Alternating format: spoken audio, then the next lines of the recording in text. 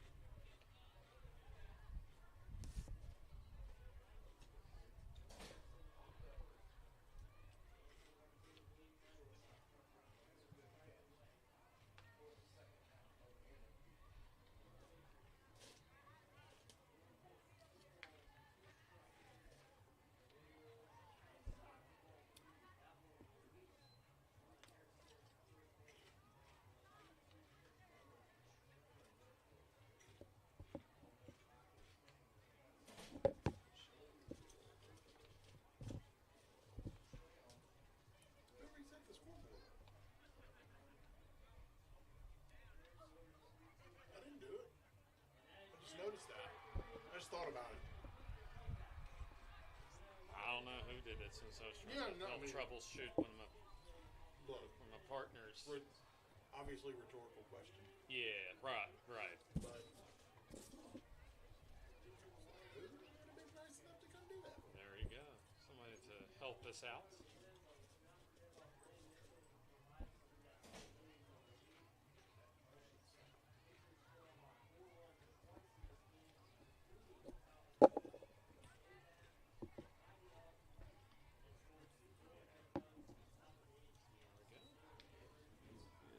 Ashley Maddox.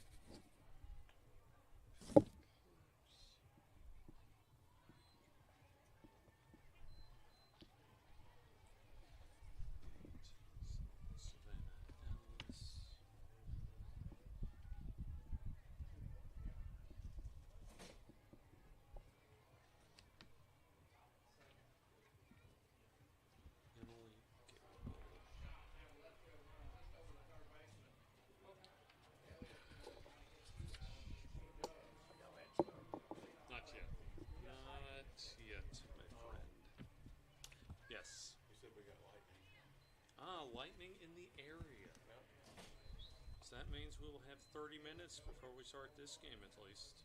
That is okay. Well, it sounds like you did. Although I hear other games are going on, so what do I know?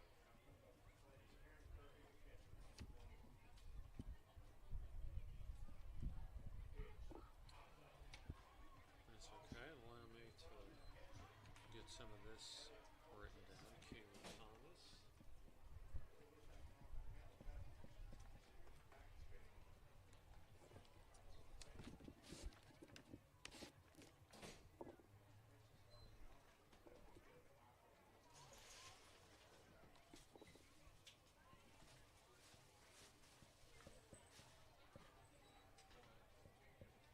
Jordan Anderson, DP.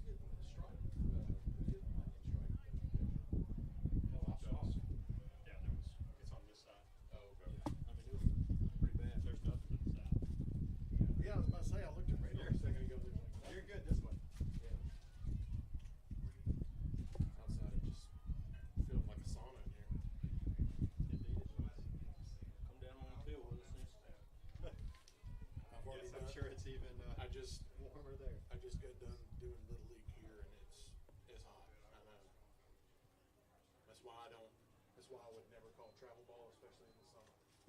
Hell to the no. Best part of travel ball was the moms. Yep. I had 3 coaches this year in Little League. Runner at third. They get the third force out at first. Kid will cross before the force out, and I'll go, "Hey, does that run count?" Fuck, I don't know. You know, Makes sense. don't even ask me if you don't know that question. Well, if I need a run rule, it might. Do what? If I need a run rule, it might. How muggy is it out on that field today? It's brutal.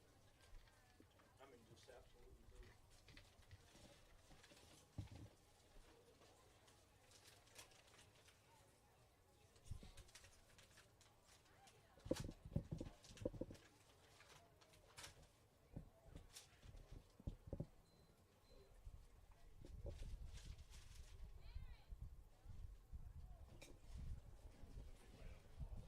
Well, at least you're not dusty.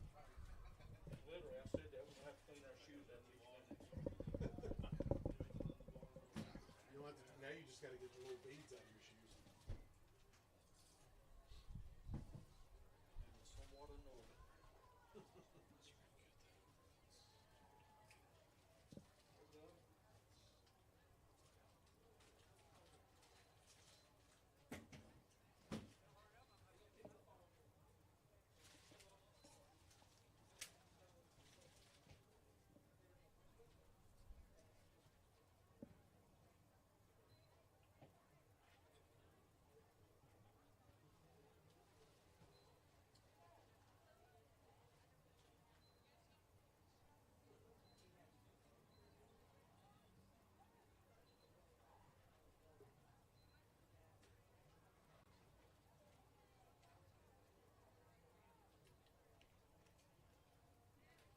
Here for the entire tournament?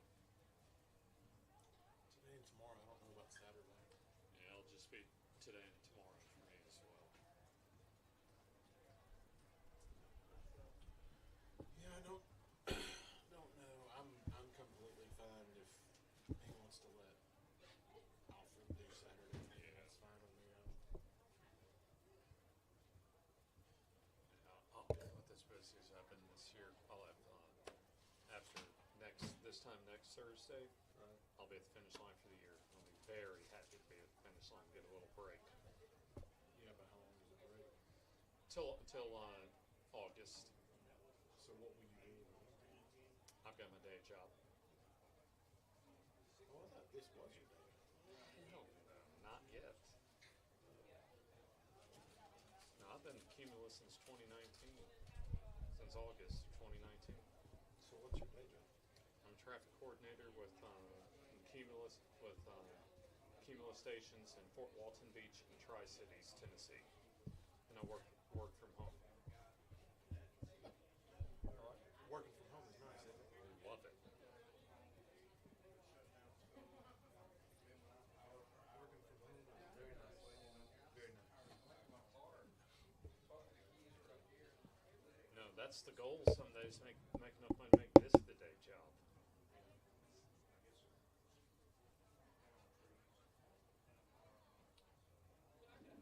When UAB, high school, Bama, helped keep me busy since last August. 'Cause other than a few weeks, I've been going at it since about the middle of August. Ton of basketball. Well, I got my first men's and women's soccer season at UAB on ESPN Plus.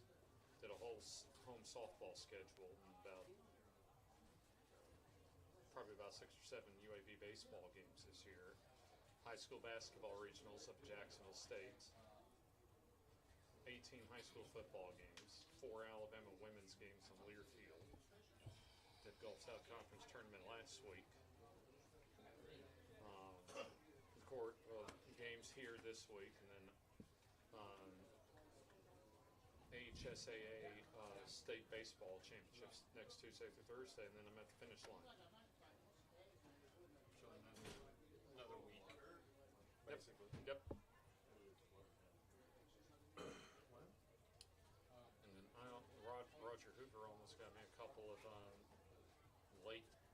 baseball game as far as a March final non-conference weekend doubleheader. Almost. I had to turn him down since it was like a 10th hour, 30-minute request. And I had a UAB already scheduled UAB softball the next day. But I imagine with how CTSN is on that landscape is now that you haven't heard the last of me on there. Knock on wood. So what radio station carries UAB? Well, primarily it's Jocks 2. So that's 100.5 they carry football and basketball. They just do like soccer and all the other soccer, volleyball, which I did 5 volleyball games this year. Volleyball is broadcast on ESPN radio? Plus. They're in the AAC now. Oh, okay. But all of their that's not Major cable or network over there network televisions on ESPN Plus as far as their home games. Huh. That's football, men's, women's basketball, volleyball, baseball, softball, and men's and women's soccer. So for you, it's not radio. It's actually you're on TV. That's right. But you got to dress up for that. Not necessarily. No. No. Probably something like this or a little nicer. But yeah, like just a good classy polo or dress shirt more than gets the job done. And just a little grooming, and then we're good to go. That's why it's nice when you're on the radio. It's nice when you're on the radio because nobody can see what you look like.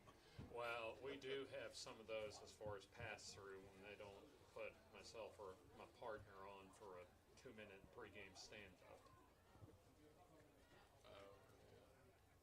There's usually got one that most of my down front production directors put us record a 2-minute opening, 30 minutes to an hour before the game. Got another one that they'll just take us live. It's like whatever.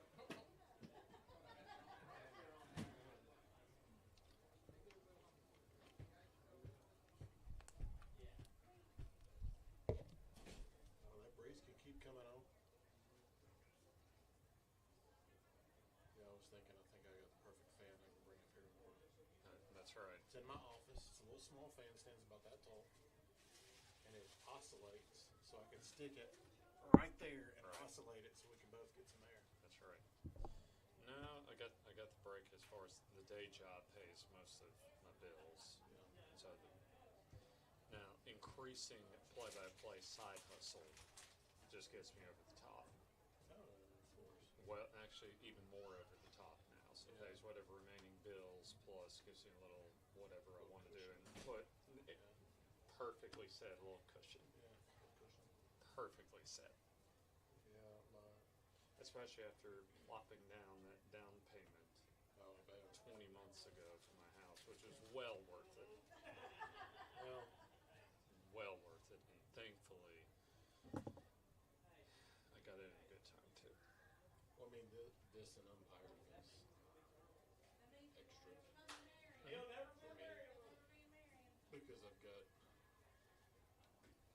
my wife and I are going to Arizona in September. What are y'all going out there for?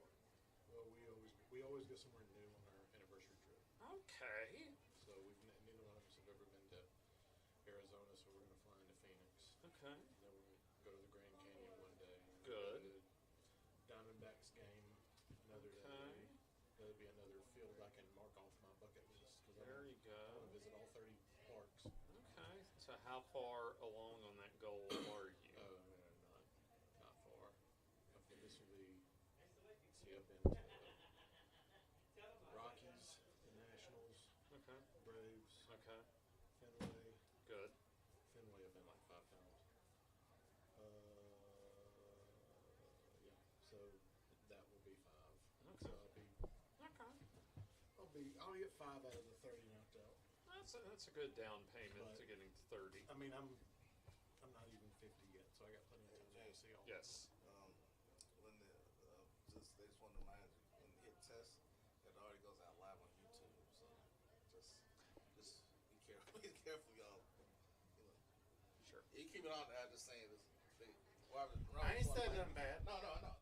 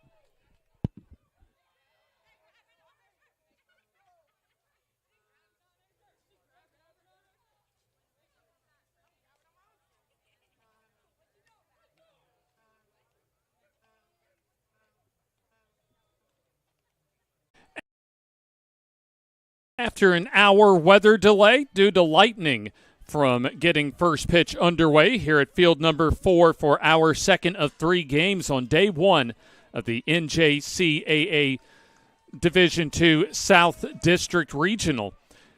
We're about to get underway as the 3-seed MMI takes on the 6-seed Lake Sumter.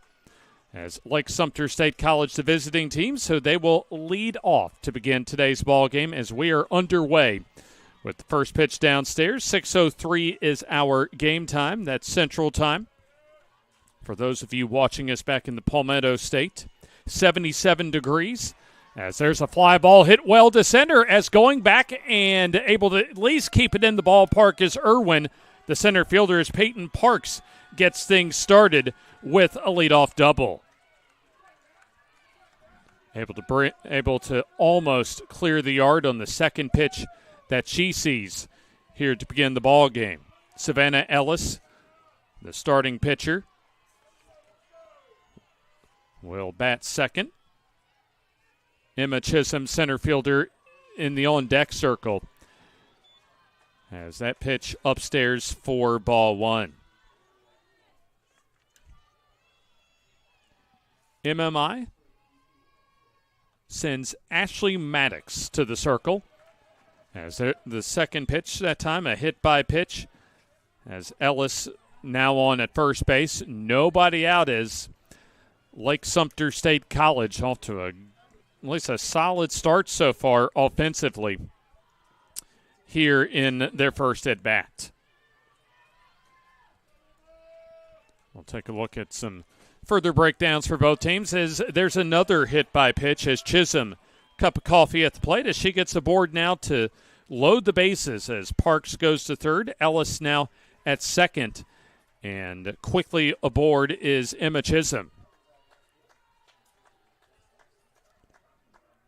You're watching the first game of the week here at Alabaster, Alabama, Veterans Park, as a quick coaching visit for MMI.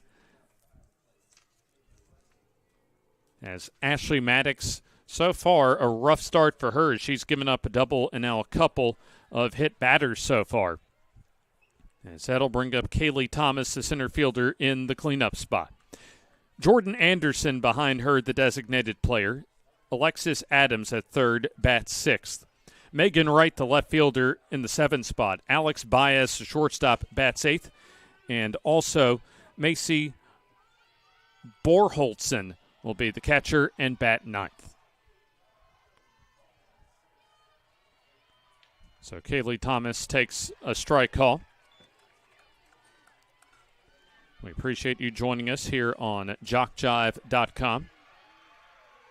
Both of these teams will have games coming up later this evening. Fly ball into right field, playable for Kendrick as she makes the grab. As tagging from second and going to third will be Ellison, also coming home to score Parks on the sac fly to right. RBI for Thomas, productive out for Lake Sumter. So we'll put both the out on the board and our first run of the ball game. As now runners at the corners with one down. Number 5 batter in the order takes a strike call, does Jordan Anderson. Day 1 of a possible 4, certainly a minimum 3 games as far as this NJCAA Division II South District Tournament. Strike on the 0-1 to Anderson, so she falls behind, no balls and 2 strikes. We'll take a full look at the MMI defense here in just a moment. MMI a solid 41-15 overall as that's taken outside. 25-7 in the ACCC this season.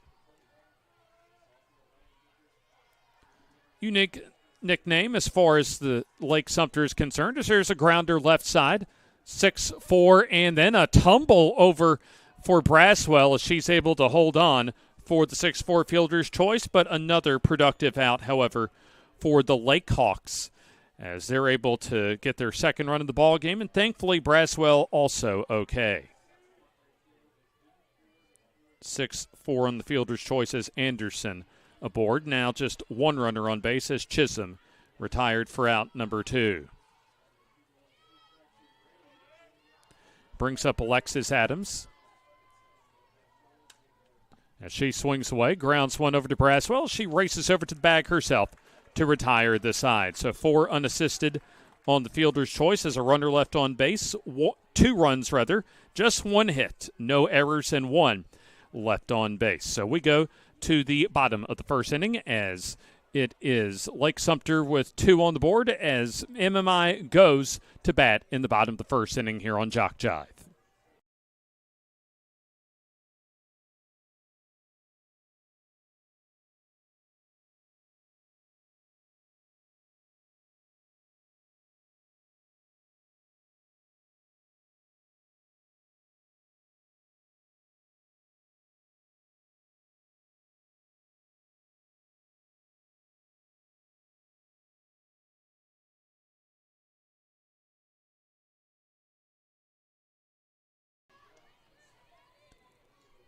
We're at the bottom of the first inning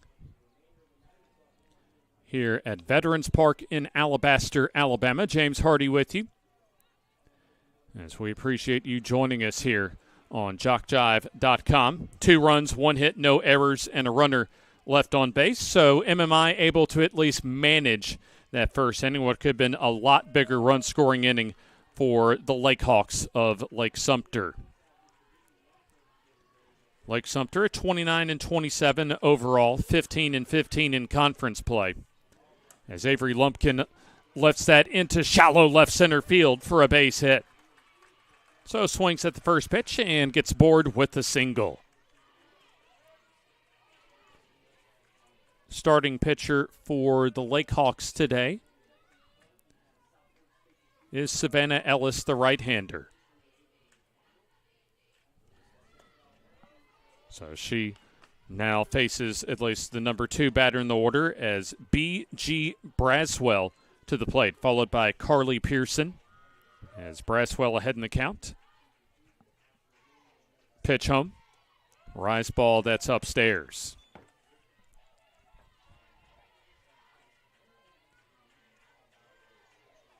Take a look at some totals first off for the Lake Hawks starting pitcher Ellis. As there's the bunt right side, a very good one down the line, and the only play, and just goes foul. That's the only play that Ellis had, was to see if that went foul, which it indeed did so. 2 balls and 1 strike. Run over at first base. Just underway here in the first. First game of the week for both of these teams. Rise ball upstairs. Our first game today on field number 4. Bishop State almost came back from a 6-run hold, but they fell 10-8 earlier today to South Florida State College. There's an outstanding bunt as to throw a little bit high that time. So definitely a sacrifice. Might have been a bang-bang play that time over at first base. Let's go ahead and add the runner at second.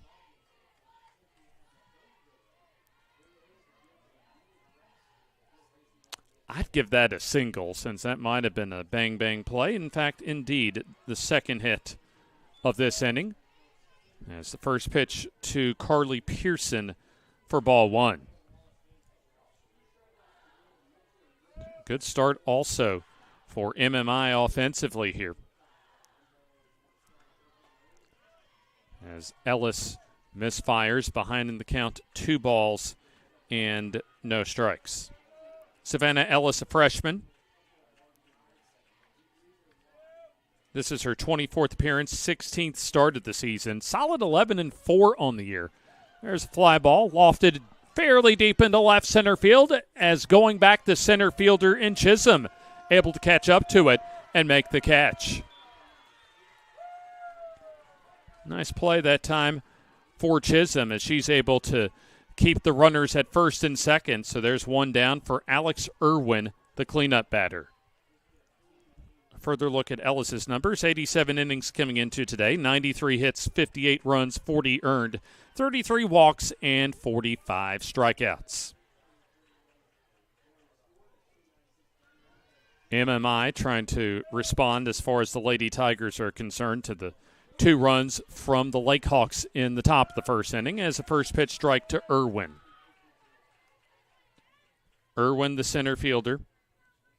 MMI located almost in the geographical center of the state of Alabama in the Black Belt County of Perry County. There's a strike call. No balls and 2 strikes. Fairly short bus ride as far as MMI is concerned today. MMI hits .333, a solid offensive team this year. 1 ball and 2 strikes now on Irwin.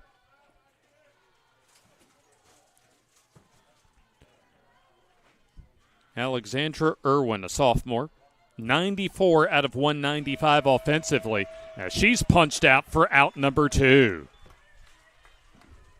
Big strikeout that time, especially against Irwin, batting .482 this year. That is just the 16th time she's struck out so far this year. Kristen Estes to the plate now with 2 down. And she takes for ball 1. Estes, the third baseman, sophomore, 61 out of 174, takes on the outside corner. 7 homers, 65 RBIs so far on the season. .351 average, a .436 on-base percentage. Off the end of the bat fouls. So you have Ellis that is 1 strike away from getting out of the inning. That's after MMI put their first 2 batters aboard in this half inning. There's a tip, and that keeps this inning going.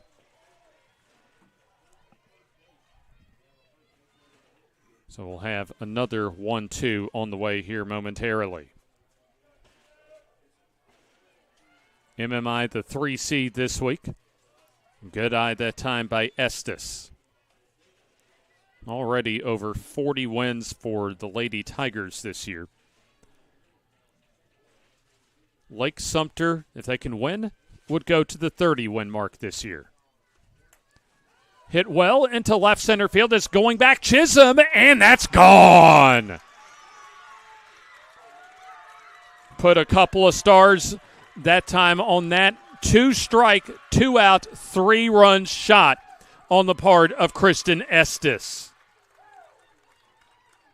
That is a huge momentum-changing play in this one, as we can go ahead and clear the bases.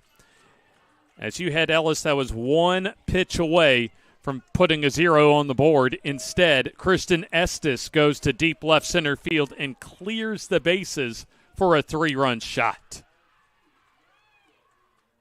So MMI on top now as Jaden Kendrick bats with nobody aboard and takes a strike call. In my mind, on the softball, on the baseball diamond, in a lot of ways, 2-out RBI opportunities are like a 3rd down conversion on Fridays or Saturdays in the fall on the football field. Check swing should be an easy play for Ellis in the circle, and it is on the 1-3 putout. However, 3 runs on 3 hits, no errors, and nobody left on base. We're through 1 full inning of play. It's MMI 3 and Lake Sumter 2 here on JockJive.com.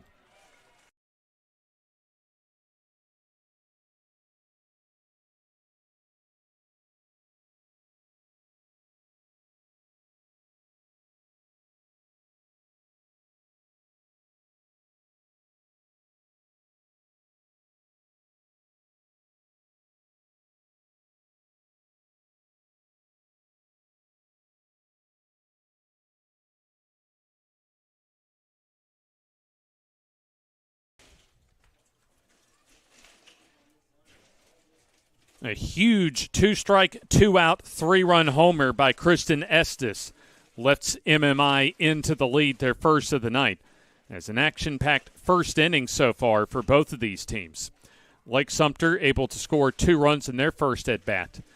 And at least in my mind, especially that 2-strike, 3-run homer that we saw, a prime example of just how big momentum is and 2-out opportunities are. It's the difference in my mind, just like a third down conversion on the football field, from getting either your defense off the field in one pitch or with a big hit for the offense to stay on the field and change the momentum maybe in the course of the ball game. Bottom third of the Lake Sumter Lake Hawks order here in the second inning as Megan Wright, the left fielder, takes 4-1. Let's also get a look as far as the totals this season for Maddox, the starting pitcher, as there's a soft liner into left center for a base hit. So Megan Wright aboard with the leadoff single here in the second.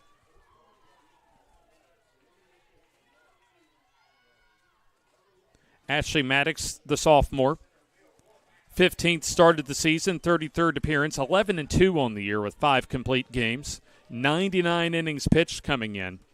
As the bunt laid down right side, as the throw over to first, close play, and that's in time.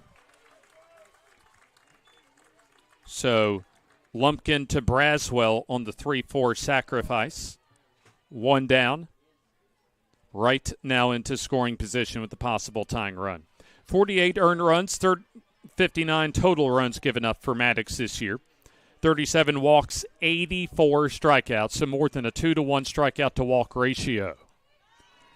Strike on the outside corner. It's our first time today to see Macy Borkolster, the catcher for the Lake Hawks. I like that kind of original type of nickname that I think we can put a house mortgage on, that you are not going to hear any team at any level, maybe outside of like a high school team, have in this country. There's a bouncer foul. So it makes it 1-2 strikes on the Lake Hawks catcher. Almost sounds like a type of mascot that you should have at least a lake house as far as that team design. And certainly plenty of nice coastal or inland places as far as having that type of house. As a punch foul ball keeps it 1-2 strikes. I'll do a little homework on the scoreboard graphic. There we go, with a runner at second and 1 down. So Borkolster, the freshman, 35 hits out of 130 at-bats this year. She chops it over to the left side. Shortstop Pearson tosses over to first base in time. Wright advances to third, 2 down. Haven't gotten a look at her defenses for either team so far today, as Mackin, the left fielder, Irwin in center, and Kendrick in right for MMI. Peyton Parks a double and a run scored as she takes high. Estes at third, Pearson at short, Braswell at second, and Lumpkin at first with Neighbors behind home plate.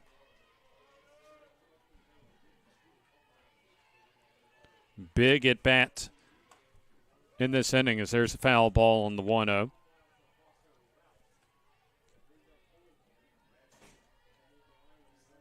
So this is a chance for Maddox to get out of trouble in the top of the second inning. Pitch a strike call.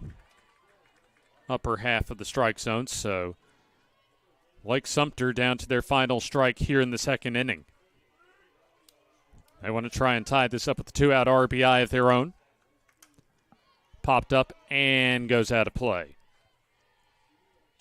So both of our games we've had are both teams, home and visiting team, able to score multiple runs in their first at-bats. Bishop State fell 10-8 in our first game as that's whacked foul.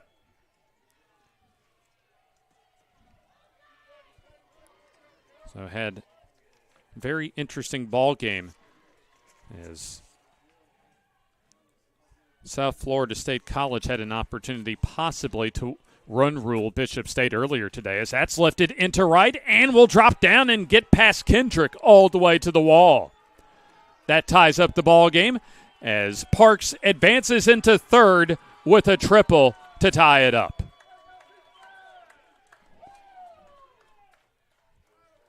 So an RBI triple as Lake Sumter responds with an big two-strike RBI hit themselves after MMI was able to get a two-strike, three-run homer in the bottom of the first. Setting up for a very interesting game today as Savannah Ellis can help herself and takes a strike. She was hit by a pitch and scored in that two-run first.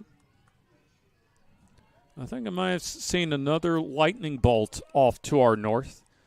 There is that 8-mile radius as far as observable lightning as the rise ball upstairs. We haven't had any rain so far since we started around 2 o'clock Central Time, but if there is lightning in the area, that will pull teams off the field for at least a 30-minute delay. That's turned on but foul. Still one more game to go as far as day one of the Division II NJCAA South District Tournament. 1-2 downstairs. So I think we can already tell early on both of these teams trying to avoid the elimination bracket, and they're trying to get off to a good start this week. 2-2. Down and away. First base open, but you have Emma Chisholm that's on deck. Already, as far as the scoring prior to this inning, sac fly for Thomas and then an RBI fielder's choice for Anderson. Add the Peyton Parks triple to that, and that pitch down low. I think that Ellis not necessarily sure of the count, and now she has to be reassured that go ahead and take your base. That's ball 4.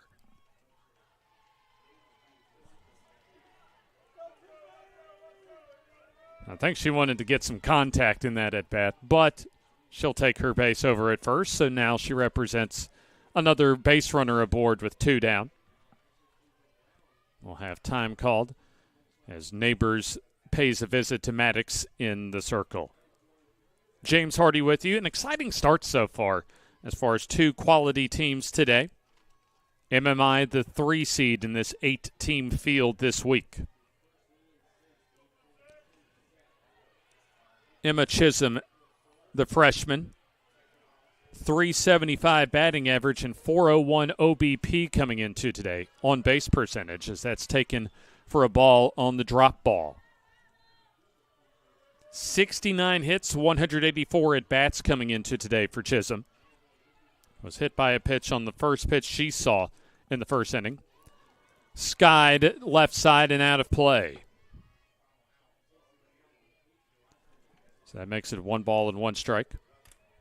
So we'll have an elimination game coming up as far as our final game on field number 4.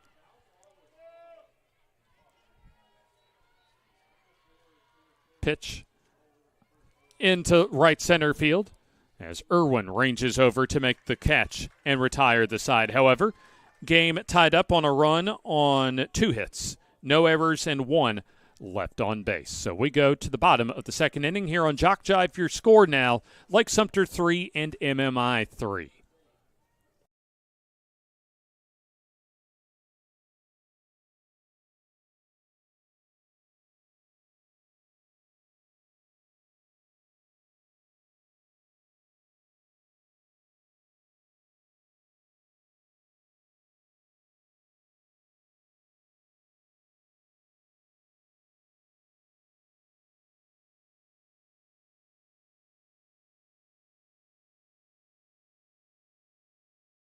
While his hands fill.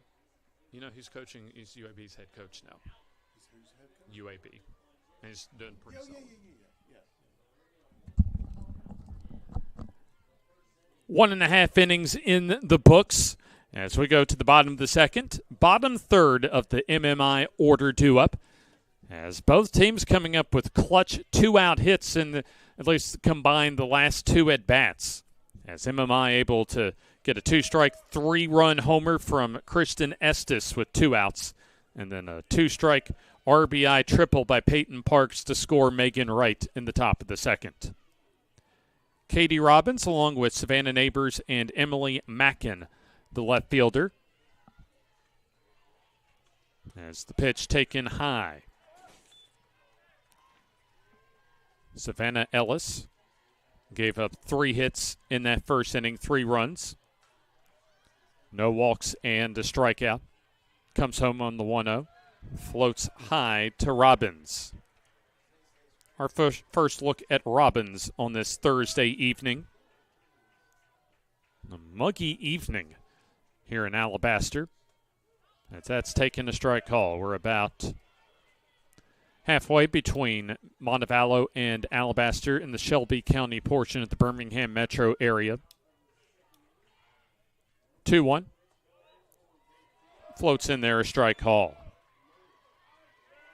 And at least about maybe around an hour drive or more, depending on traffic from downtown Birmingham. South of downtown Birmingham as the pitch outside. At least the south side of Birmingham, where a proud ACCC head coaching alum in A.J. Doherty is coaching now, just through his second season at UAB, as there's a pop-up. And taking care of it herself is Ellis for out number 1. Brings up the number 8 batter, second batter in the inning in Savannah Neighbors. First look at Neighbors today. Wearing lucky number 7, the sophomore catcher.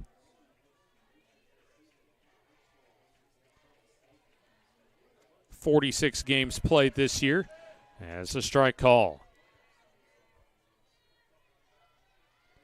Neighbors 106 at-bats on the year, 34 hits, so solid batting average for her at .321. That misses outside. Savannah Ellis was 1 pitch away from getting a shutout first, but instead, Kristen Estes had other ideas. Ellis trying to come up with a 0 here in the second. Floats in there, a strike call. 1-2 now to the MMI Lady Tigers catcher. First game of the day for both teams as the pitch grounded. Should be a routine play for Baez. Little high throw and nice footwork by Thomas to make sure she had that back foot on the bag. 2 down. Things a little interesting. Throw a little bit shaky that time, but Thomas had Baez's back as far as that back foot was concerned. So we can put that second out on the board comfortably for our purposes, and Emily Mackin to the plate. So she swings and lines it into right, and that drops down, a base hit. I know a traditional coaching philosophy as far as that first pitch is to take that first pitch, at least show your batters in the starting lineup what the pitcher has as far as her pitching arsenal, but I also like when the batters come up with an aggressive swing because oftentimes that first pitch is the best one you're going to see. Drop ball downstairs. And especially against the elite pitchers, when you go deep into a postseason, sometimes you need to swing early in that at-bat. As the runner goes, throw down, 1 hop into second, not in time. Ball 2 to Lumpkin. Mackin on the stolen base. Or check that, they say, must have left early over at first base. So that's going to end the inning, as I think they say that Emily Mackin left a bit early that time on the pitch. So no runs on 1 hit, no errors, and nobody left on base. So we are now through 2 full innings of play on field number 4 at Veterans Park in Alabaster, all tied up at 3 apiece between Lake Sumter and MMI.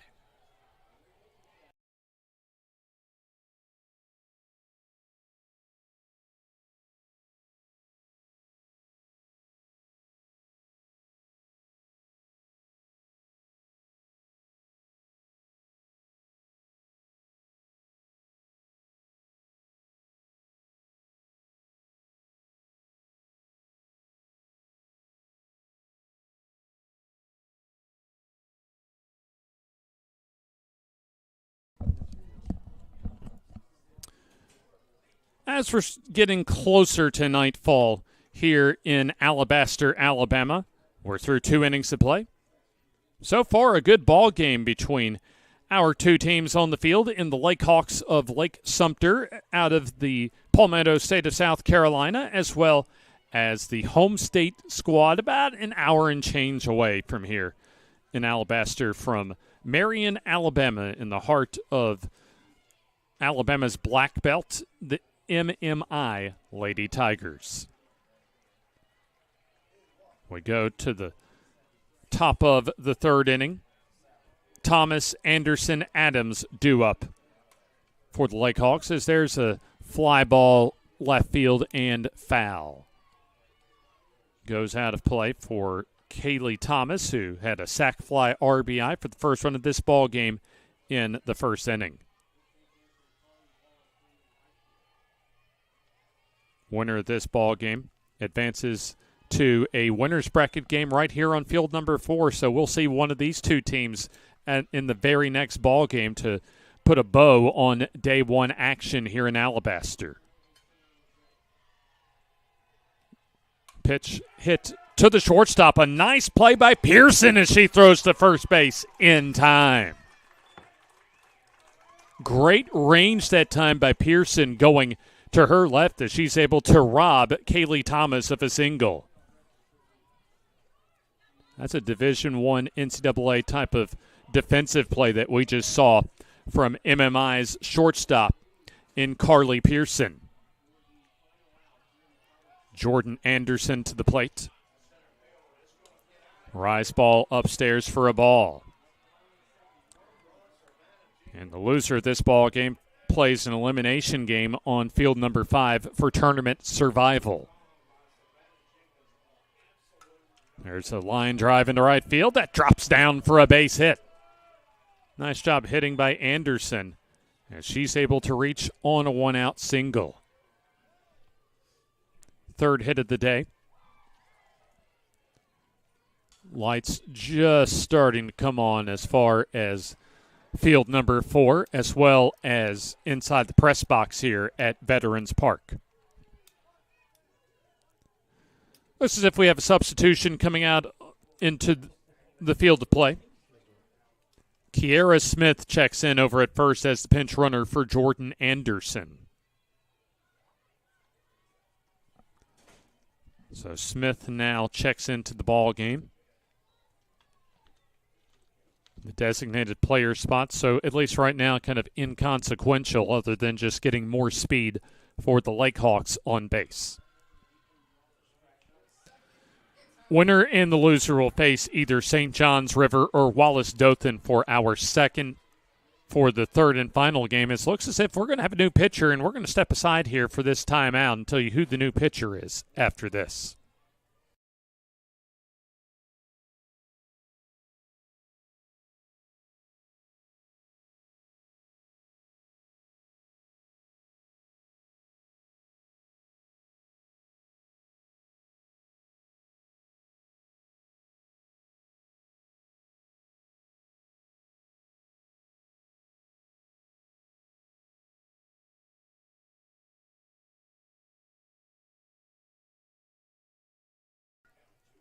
Early trigger for MMI as far as going to the bullpen, as it appears that left-handed pitcher Jaylee Crow is going to make an appearance here in the 3rd inning.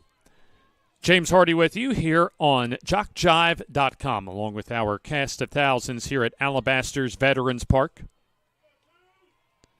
We'll take a look at Crow's numbers here in just a moment, as she comes in and inherits a runner at first base, with only 1 down, as a strike call to Alexis Adams, who ended the 1st inning on a 4 unassisted fielder's choice. So that pitch evens the count at 1 ball and 1 strike.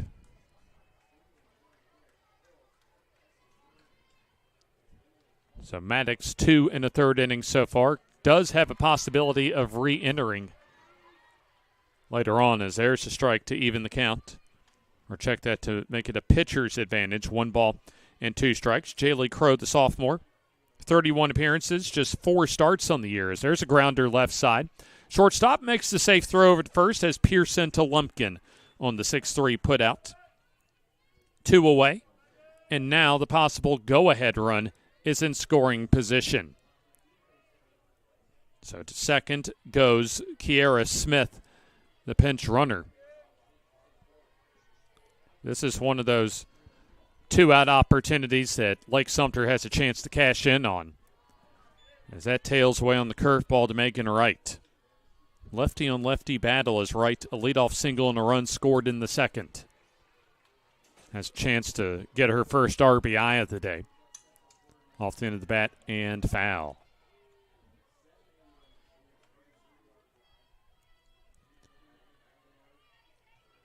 So far a 1-out single in this inning for Jordan Anderson as Kiera Smith, the pinch runner, now at second. 1-1. Bunt taken, and the throw down to third. A good one, might get an out, but no. Nice slide that time by Smith as she swipes third. So I believe that pitch missed the strike zone. We'll find out here in just a moment. Indeed, hitters count on Megan Wright. Crow trying to get out of trouble. Go ahead run at third. Swing and a miss, as that makes it now 2 balls and 2 strikes. An old game as far as covering Bama softball in the Rhodes House press box, scoreboard poker, as this is an ideal scoreboard hand here. 2-2, 2 outs. Number 20 at the plate is going the opposite way and stays foul. So you got the 4 deuces going for you right now in Megan Wright as she's trying to get Lake Sumter back into the lead. Lake Sumter 2 in their first at-bat. And then MMI responded with 3 in the bottom of the first as there's a swing and a miss at the rise ball. Big strikeout for Crow to end the inning. No runs, 1 hit, no errors, 1 left on base. We go to the bottom of the third as it remains a tie ball game here at Veterans Park on field number 4 in Alabaster.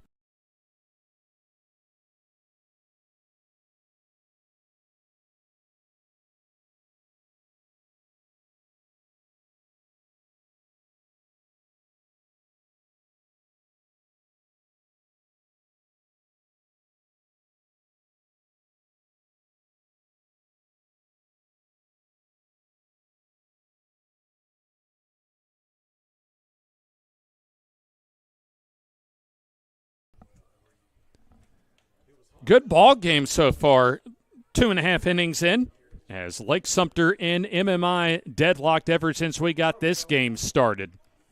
Lake Sumter scored the first 2 runs of the game. MMI added a 3-run homer by Kristen Estes, and then the Lake Hawks tied it up with a 2-out triple by Peyton Parks in the second. So MMI brought on Jaylee Crow. She got a huge strikeout with a runner at third as we go to the bottom of the third. As Avery Lumpkin, who was at the plate when Emily Mackin left early at first base, she falls behind 0-1, goes the opposite way, and that will go foul. Waiting to see from our first base umpire just to make absolutely sure that that went foul. You can probably tell watching at home that we are starting to get into the twilight hours here in the Central Time Zone. 0-2. Fly ball hit into right field pretty well as that goes over the head of Gable. As Lumpkin goes into second, makes the turn and gets the green light to third, slides in ahead of the throw with a leadoff triple. So Lumpkin able to hustle into third that time, and a great start for the Lady Tigers here in the bottom of the third inning. So that brings up second batter in the inning, second in the order for B.G. Braswell. Singled and scored in the first. There's a strike call. So it appears that except for short, if there's a ground ball in the infield, the play is going to come home.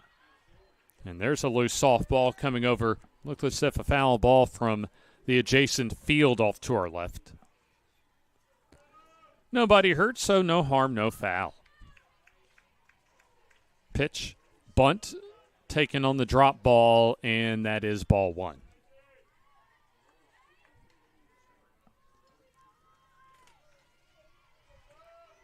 All three of the runs for MMI on one swing of the bat so far today. Pop up. Looks as if that's going to slice and drop harmlessly to the turf. Recently installed field turf across our softball fields here at Veterans Park in Alabaster. Unless it's you have to bring Noah's Ark out there. Generally, it's almost rainproof as far as taking the teams off the field. There's a fly ball. Should at least get the run home, as that will be caught in right field, and Lumpkin comes home to score on the sacrifice fly.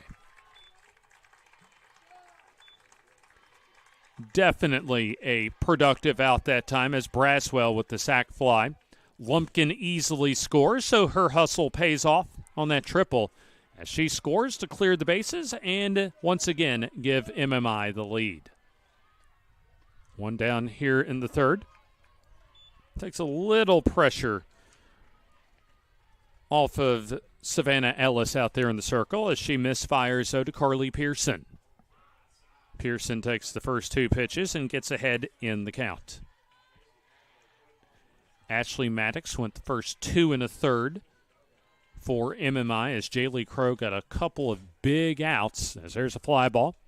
Pretty well into right center, but ranging over, Gable makes the catch. Two down. Couple of fly balls. Brings up the cleanup batter in the inning in Alex Irwin. Irwin, a strikeout victim in the first inning. Well-played ball game by these two teams so far as there's the first pitch fly ball. Right center is going over. Will be Chisholm to put it away and retire the side. However, a run, one hit, no errors, and nobody left on base for MMI as we're already through 3 innings of play on field number 4, and it's MMI on top 4.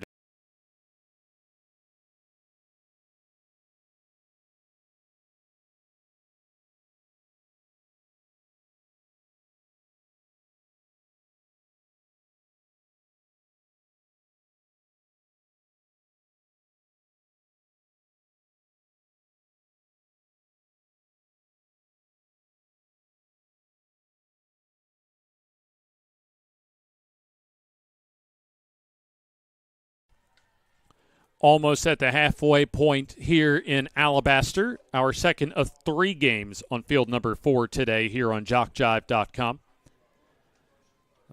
Cast of thousands as far as our JockJive on-air talent here at Veterans Park today as far as the games going on around us. A big thanks for their help. Our buddy Kamari Darrington just celebrating a recent birthday over the last few days. So a big happy birthday just over to our left a few days ago for Kamari.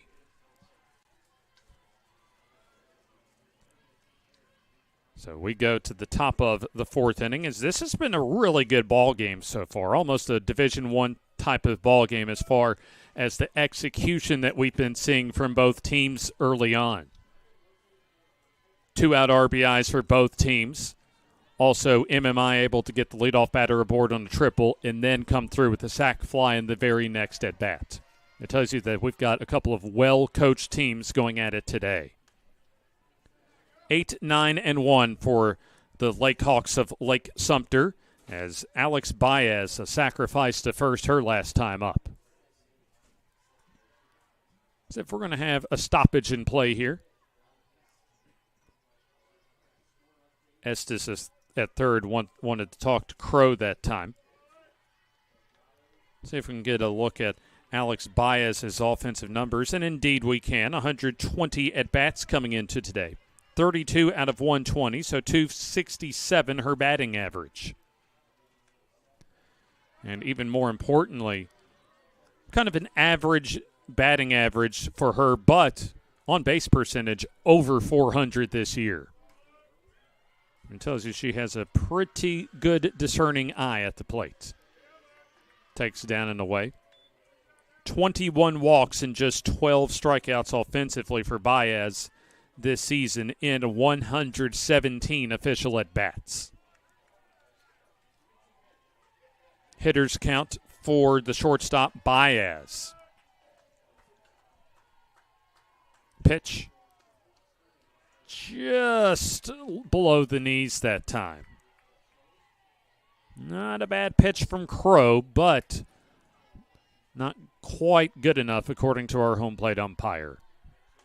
There's a strike on the inside corner. So far as the numbers for the starter Ashley Maddox, she went 2 1/3. Gave up 3 runs as there's a foul ball to make it a full count. So 3 runs given up on 4 hits, couple hit batters, 1 walk, and no strikeouts. Crow so far, 2/3 of an inning with a strikeout. Payoff pitch. Called strike 3 on the inside corner. Very nice recovery that time by Crow, as she was able to battle back from a 3-0 hole and then get 3 consecutive strikes for the strikeout.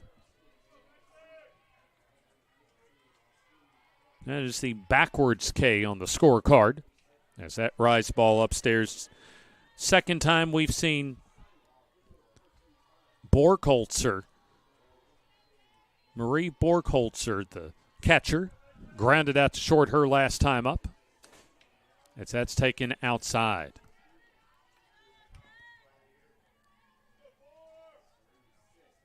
So a solid back and forth game as the freshman, 130 at-bats in the regular season. 2-0 count.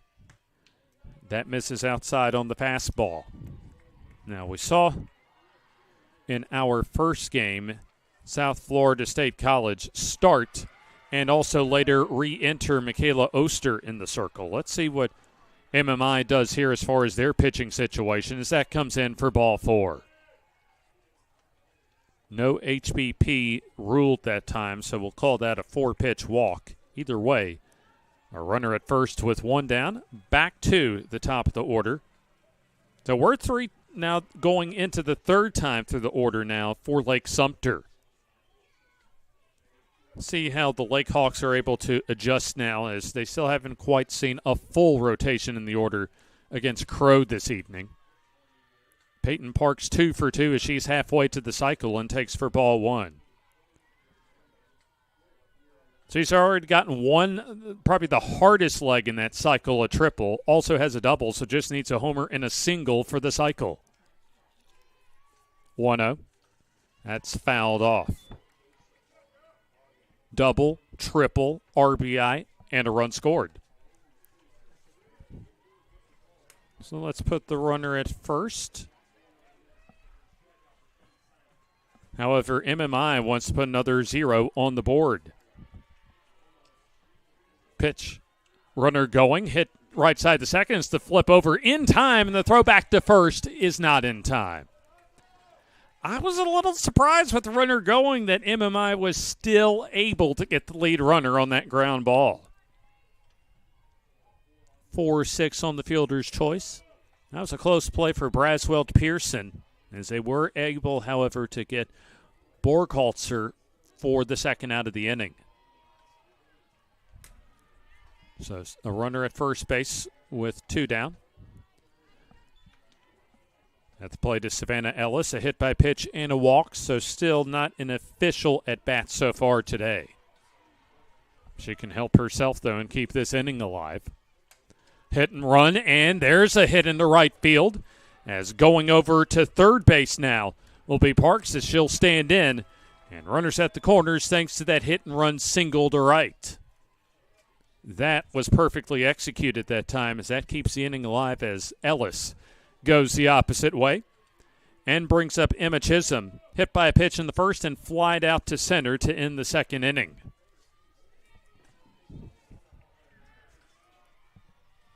Entertaining ball game so far between these two teams.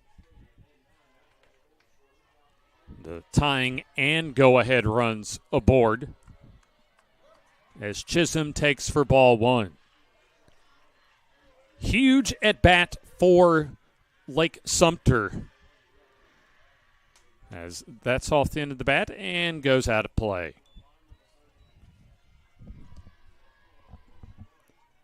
So a single would tie up the ball game. Extra base hit could give the Lakehawks the lead. We're almost at the halfway point, so this is a huge at-bat. Possibly another one of those two-out momentum changers could be on the way in this one. 1 ball, 1 strike. That's hit into right field and drops down to tie up the ball game. So both teams with some two-out magic today as Parks comes home to score on Emma Chisholm's RBI single to right. Ellis to second base.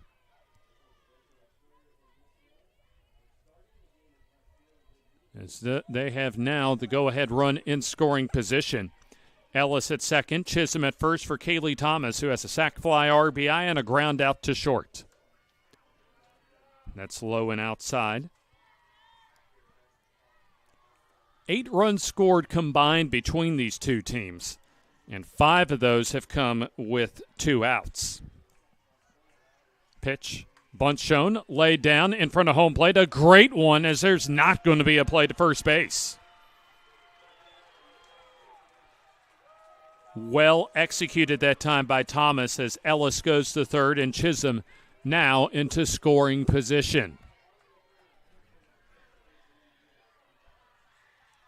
So now the base is loaded with 2 outs.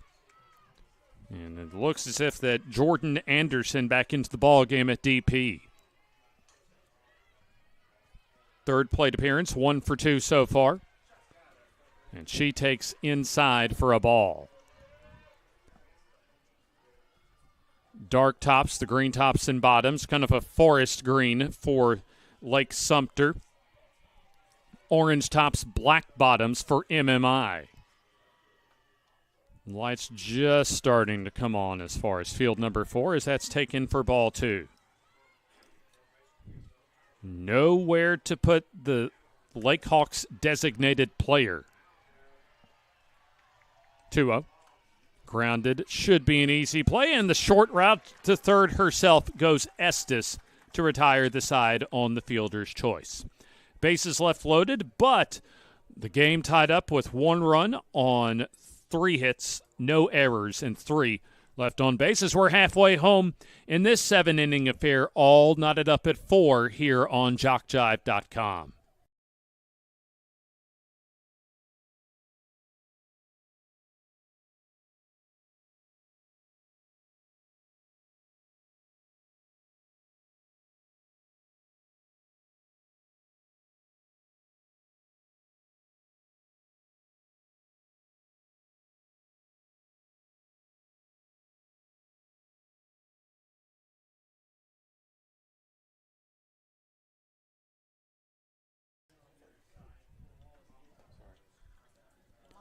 Halfway home, second of 3 here on field number 4. Day 1 of the NJCAA Division II South District Tournament. As MMI and also Lake Sumter have been deadlocked pretty much this entire game, back and forth in what's been at least one of, if not our best games so far today. A game that could go right down to the very final at bat as Kristen Estes homered her last time up with 2 outs and 2 runners on and got down 1-2 in the count in the first inning. Gets ahead in the count here. What's turned out to be a critical homer so far for MMI today. As she's ahead in the count here, 2 balls and no strikes is Estes. Lady Tigers third baseman fouls that off. Estes, the sophomore, 97 total bases as far as her hits this year, 56 games played. Take a look, a few more as far as the specifics for Estes. 65 now up to 68 RBIs and 8 round trippers. 61 out of 74 coming in to today's ball game. That's a 351 average. Foul ball loads the count full now at 3-2. A solid great on base percentage actually at .436 coming into today. Payoff pitch on the way. Popped up. Can of corn over at first base for Thomas, 1 down. So it brings up the right fielder, Jaden Kendrick. Hit a comebacker to Ellis her last time up. So we've already had a couple of ties so far now in this one and 2 lead changes as there's a sky-high pop-up left side.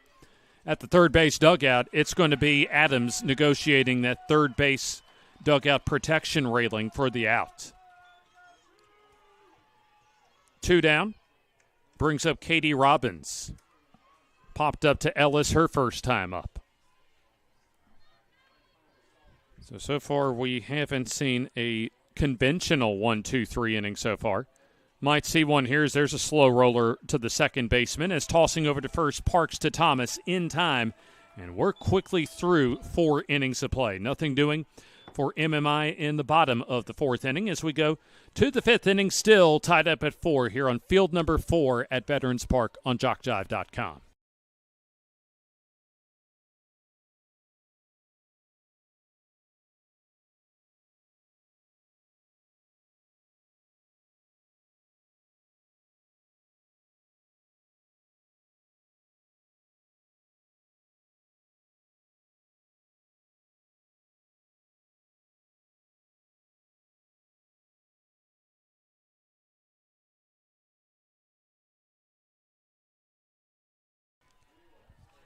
Three up and 3 down for MMI offensively.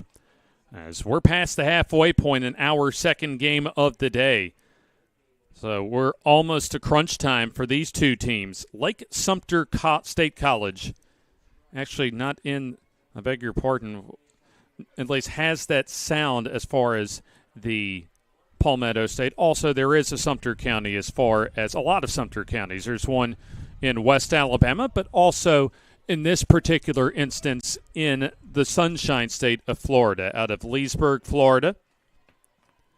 So at least self-correction there. I'm sure along with a few others out there that are watching us, that we certainly appreciate you for watching us on JockJive.com. Here's the leadoff batter in the inning as Alexis Adams takes a strike call. I'm sure quite a few of you out there, like Sumter supporters, are like, we're in the Sunshine State, my man. And it's like, yeah, I got your back there. We'll have time called. Not sure what the little umpire powwow is, but that's taken care of, so we should be getting back to play. But very impressed as far as what we've seen from both of these teams so far today. 0-1, swung on and missed at the fastball. Adams, a fielder's choice in the first, and then a 6-3 ground out in the 3rd inning. I'll tell you what, looking at this Lake Sumter squad, there's a foul ball out of play. You'd fool me if I told you that, or somebody told me that this Lake Hawk squad was 29-27 coming into today. Certainly look a lot better than the profile of being just 2 games over 500 overall. 0-2 is outside. And they're playing toe-for-toe with the 3 seed that's won 41 games this year. Be a very good win if Lake Sumter can come back and take this one to go into the winner's bracket. As the count now at 2 balls and 2 strikes.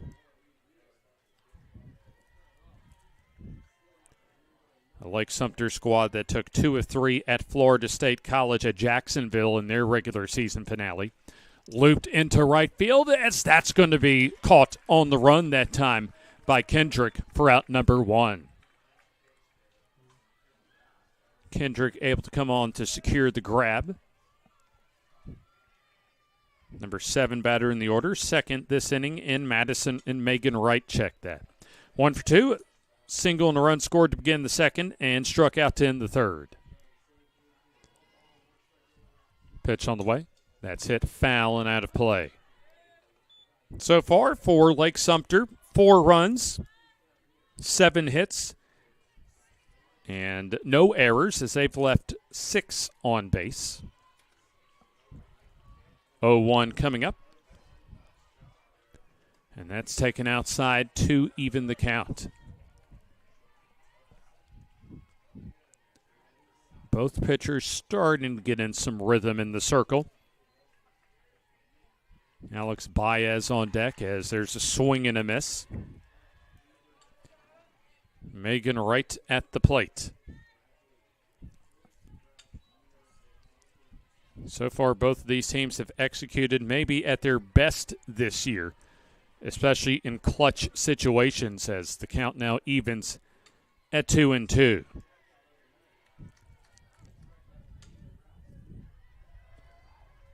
Wright, 150 at-bats coming into today as she goes the opposite way, and that's foul. 61 out of 150 for Megan Wright in the regular season. No homers, 37 RBIs. That's a 407 average, and then add 19 walks as well as at least a handful of hit-by pitches, and her on-base percentage at .471 this year. Pops this one up and goes out of play left side.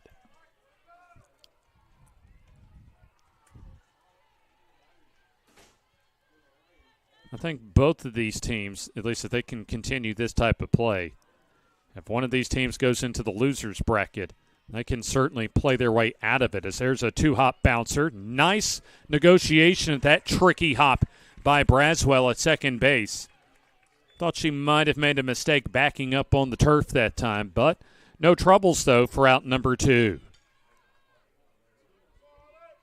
Normally, these teams play on natural grass and natural dirt, as that was a tricky hop that time for Braswell, but able to come up with it for the out. Grounder through the middle for a base hit for Alex Baez. 1 for 2 with the sacrifice and the strikeout. So she keeps the inning going as the number 9 batter in Borgholzer to the plate.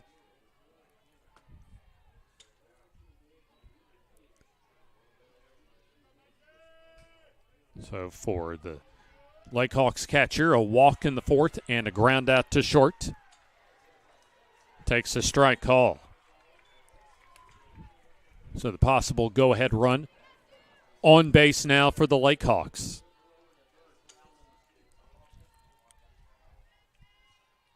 Pitch on the way. That misses outside. 1 ball and 1 strike. Tight ball game between these two teams. Already a couple of ties and 2 lead changes so far. High and outside, 2-1. MMI today, 4 runs, 5 hits, no errors, and they've left nobody on base so far today. Hitters count, and that's fouled off as the count goes even. You normally don't see that in the game where you have 4 runs for one team, and yet they haven't left any runners on base.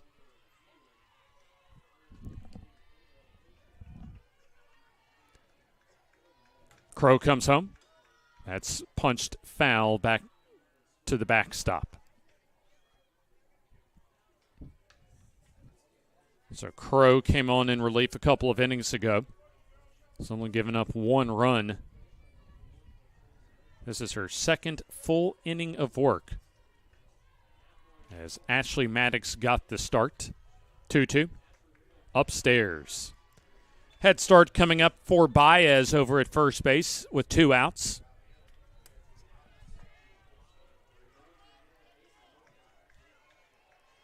Leadoff batter in the order awaits for Lake Sumter. Payoff pitch on the way.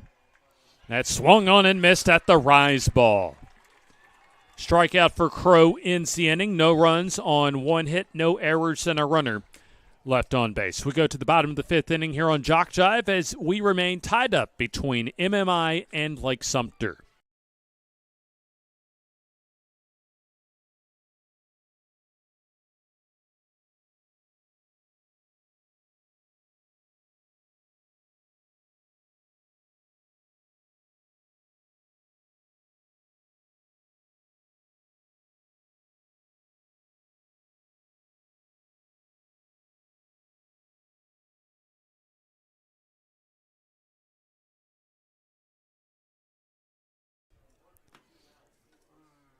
Four and a half innings in the books, as 4 runs seems to be the common theme right now between these two teams. MMI 4, Lake Sumter 4. A first-round district tournament game for both of these teams in NJCAA Division II. We appreciate you for joining us here on JockJive. Things starting to, at least weather-wise, cool down just a little bit as we had at least a lightning delay that at least pushed the start time of this game back about an hour. As we go to the bottom of the fifth inning here on field number 4, Savannah Neighbors, Emily Mackin, as well as Avery Lumpkin. 2 ties, couple of lead changes so far in this one. Savannah Neighbors, her second at bat, as she grounded out to short her first time up. And she, not sure where that one missed, but we'll take the umpire's word for it at ball 1. Must have missed just outside that time. Fouled off back our way. We're a bit behind home plate as far as our vantage point. And the home plate umpire right on top of the plate. Neighbors, Mackin, Lumpkin due up. As that misses low. Hitters count on Savannah Neighbors. MMI with a huge 3-run, 2-out, 2-strike homer in the first inning. And able to add a single run on the sac fly in the third, as there's looks like a hit by pitch that time. As Neighbors gets hit and aboard with the possible go-ahead run. As that brings up Emily Mackin with what probably almost everybody at field number 4 thinks will be a sacrifice situation at the bottom of the order. Mackin a single and also left early to end the second inning. Shows bunt, pulls back, and takes the rise ball for ball 1. Very enjoyable game today, as both of these teams playing well, and I imagine this might go down to the very final batter tonight. That hits the outside corner, throw down to first base, not in time. So 1 ball and 1 strike.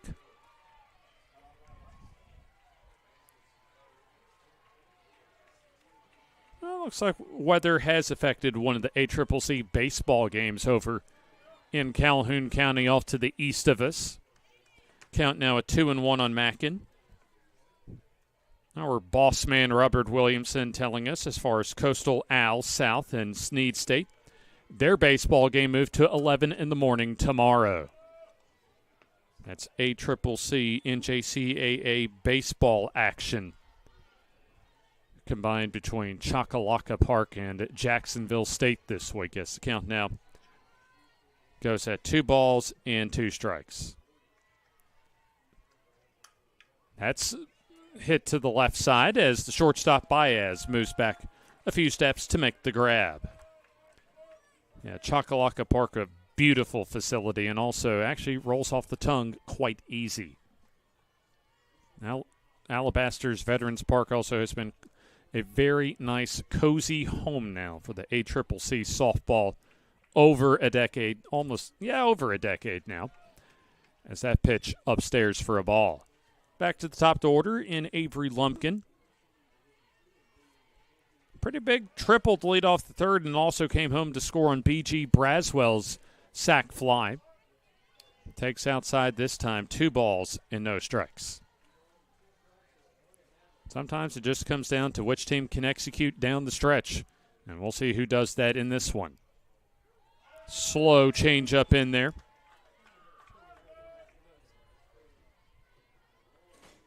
Take a look at Lumpkin's numbers so far on the year after the pitch, and that's outside. Hitters count, 3 balls and a strike. So don't forget to put an out for those of you at home on the board. Lumpkin, 57th game played this year. Fouls that off to load the count full. 61 hits out of, 50 hits out of 173 at-bats. 289 average. 17 homers to lead the team as she smacks that into left field for a base hit. Able to wait just long enough on that payoff pitch to rope that through the 5-6 hole on the left side of the infield. So now MMI in business as we're going to have a coaching visit for Lake Sumter. And of Leesburg, Florida, as we'll have a timeout. And so far, Savannah Ellis has gone the distance as this has been a well-played game so far today. First inning, Lake Sumter got the first 2 runs on the board. Sac fly by Thomas, and then RBI 6-4 fielder's choice ground out from Jordan Anderson. Then bottom of the first, 2-strike, 2-out, 3-run homer by Kristen Estes. Lake Sumter able to tie it up with an RBI triple with 2 outs on 2 strikes by Peyton Parks. And then bottom of the third, after a Avery Lumpkin leadoff triple, B.G. Braswell, an RBI sac fly. And then 4th inning, an RBI single by Emma Chisholm to tie up this ball game. Coaching meeting to a close as a strike call. Braswell, another RBI opportunity for her. 1-for-1, single, run scored, and a sac fly RBI, but she's down in the count here, no balls and 2 strikes. Savannah Ellis out of Brooksville, Florida. As she misfires, 1 ball and 2 strikes.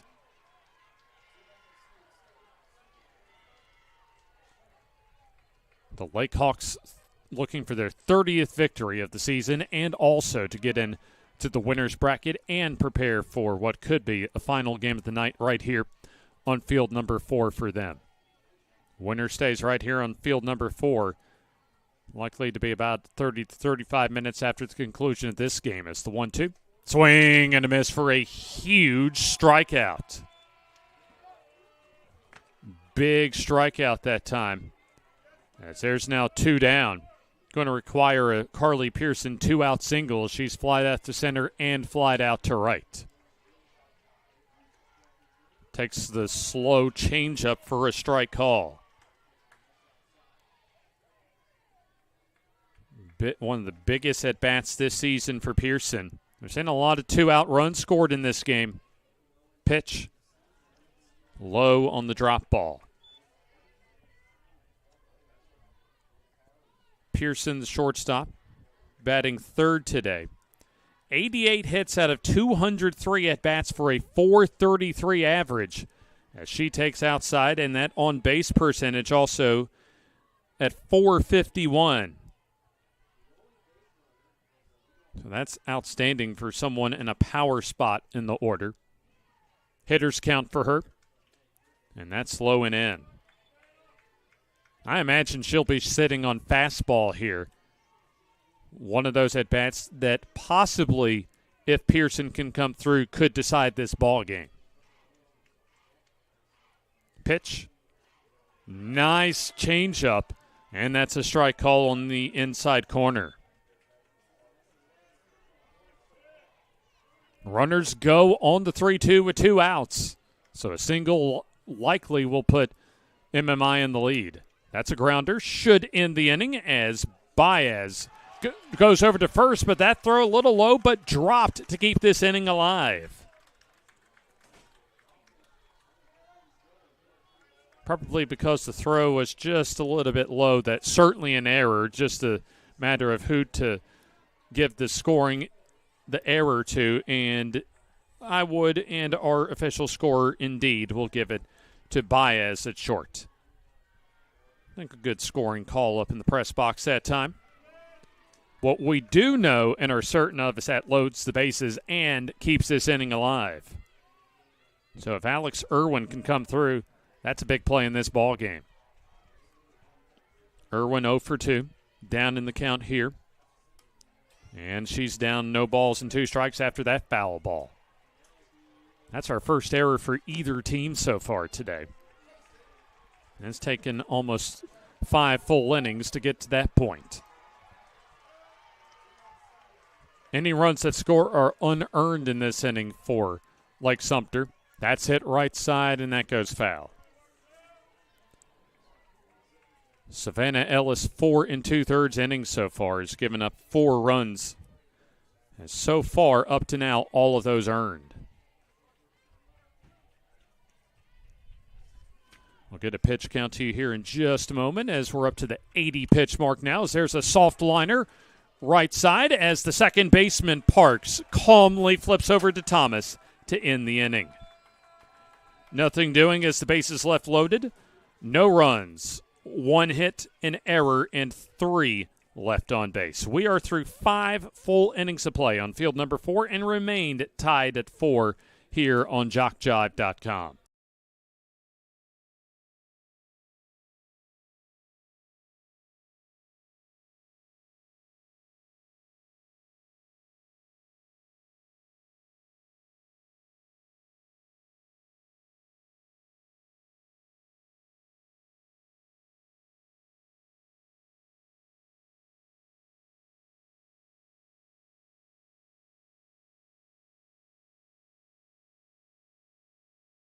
Through 5.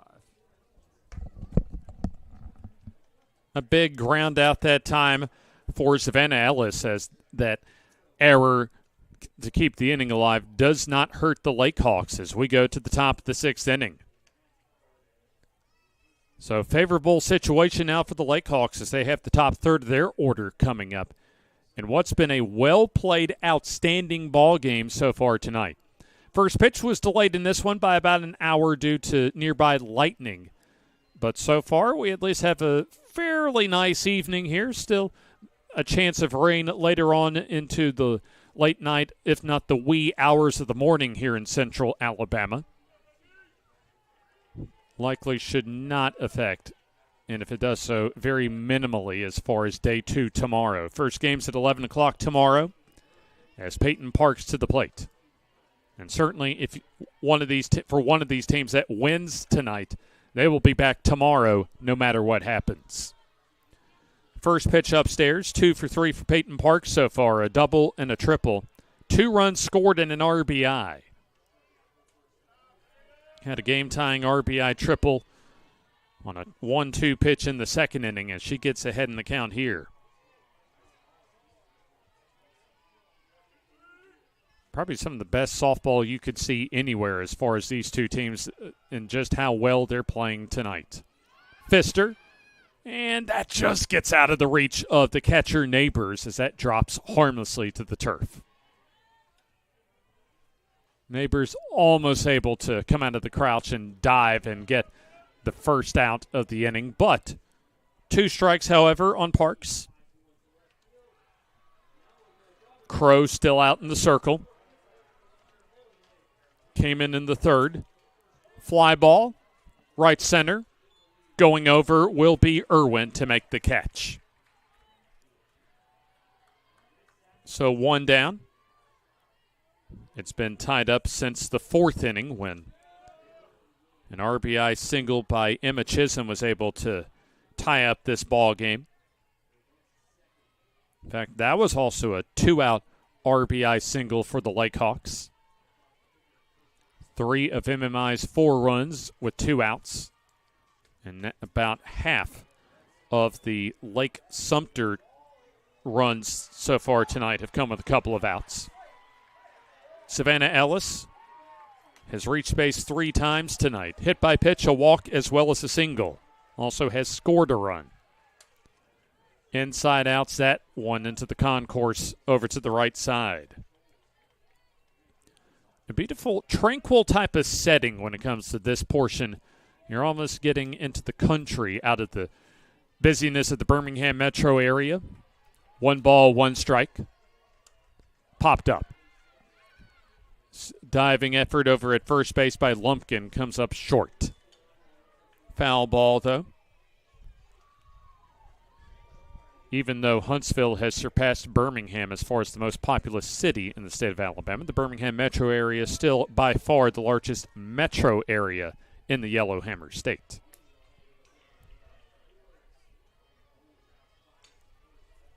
One, 2 on the way. That's hit into right field for a base hit. Great 2-out hitting that time by Ellis to go the opposite way.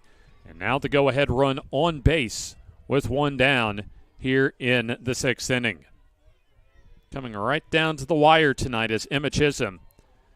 Hit by a pitch in the first, flied out to center in the second, and then that RBI single tied up in the 4th. Looks as if Savannah Ellis is going to get a breather here on the base paths, as we're going to have a pinch runner over at first base.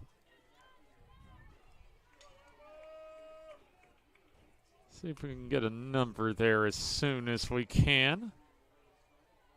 I think we can. That's Nicole Working over at first base as the pinch runners. There's a soft liner at short for 1. On to first for the double play.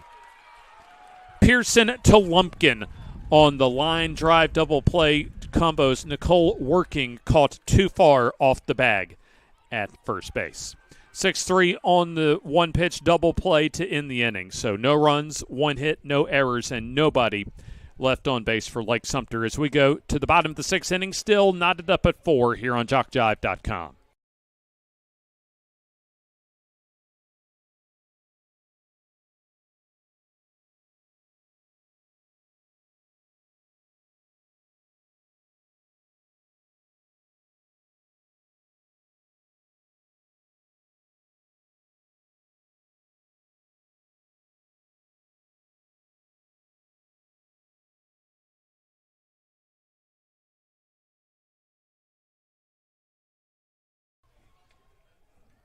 Double play turned by the MMI infield as that wraps up the top of the 6th inning as Lake Sumter had the minimum come up to the plate in that top of the 6th inning. It was the 6-3 combo of Pearson at short back to Lumpkin as Nicole Working, the pinch runner, caught too far off the bag at first base on that soft liner. Tight ball game all throughout as neither team has had more than a 2-run lead, and that came after the very first at-bat for Lake Sumter tonight. 5, 6, and 7 in the MMI order as Kristen Estes had the go-ahead 3-run homer with 2 strikes in the first inning, her first time up, and also popped up to first to begin the 4th inning as she takes for ball 1.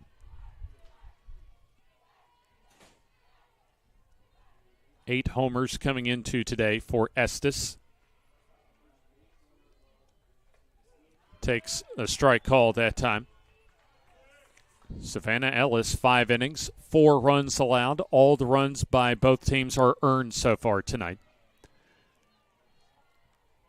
1-1 pitch. Drops low. Estes, Kendrick, Robbins due up. So one of these two teams try and get the leadoff batter aboard and then execute as far as maybe playing a little small ball as there's a foul ball. Could come up with another, at least one of these two teams could come through with another extra base hit or might be a sac fly. We'll find out here as far as the eventual winner tonight. First game of the tournament for both of these teams. This is a 3-6 matchup as the 2-strike pitch on the inside corner called strike 3. One down as that hung along the inside corner that time. Big-time strikeout. As we're not close to the finish line just yet, folks, as Jaden Kendrick to the plate as she takes for ball one. Still bottom of the sixth inning here, so finish line in sight possibly for one of these teams as they're trying to get to the winner's bracket in this tournament. Bat handle up the middle and gets stopped deep behind second base, but we'll call that an infield single. So Jaden Kendrick aboard. Let's see how MMI decides to play this with one out. So you have Kendrick on base now for the first time as she's 1 for 3. Kendrick, the sophomore, coming in to today with 55 at-bats, 12 out of 55. Her 13th hit of the season. As we'll also have time called. And looks as if we're going to have a substitution. Not sure if it's going to be at the plate or on the base paths for MMI, or maybe even a new pitcher looks like coming in. Do have time called. This looks as if, check that for the Lady Tigers of MMI, it is going to be a pinch runner over at first base. So it'll be number 3 for MMI, and that's Kaylee Crenshaw that checks in over at first. So Kendrick can re-enter in the next half inning. So Crenshaw represents the go-ahead run. Number 7 spot in the order, and Katie Robbins, the DP.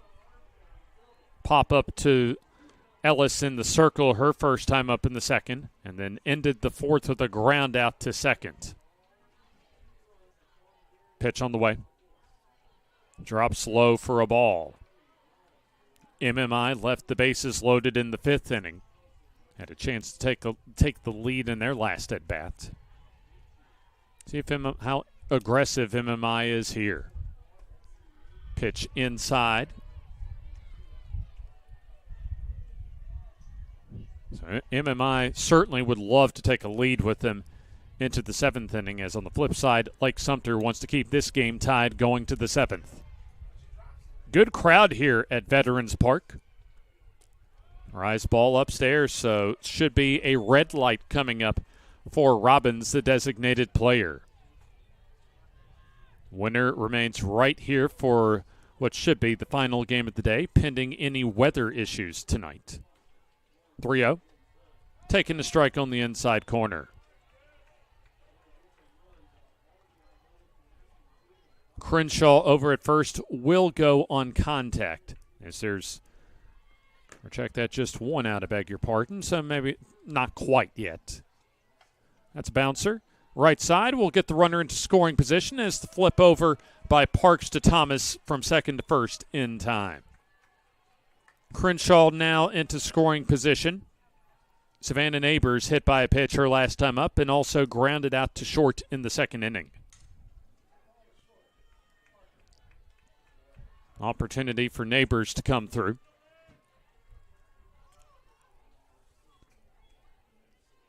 Also Emily Mackin on deck. That's right on the outer half for a strike. No balls and a strike. MMI coached by Jeff Benson, assisted by Corey Benson. That floats low, evens the count. 1 ball and 1 strike.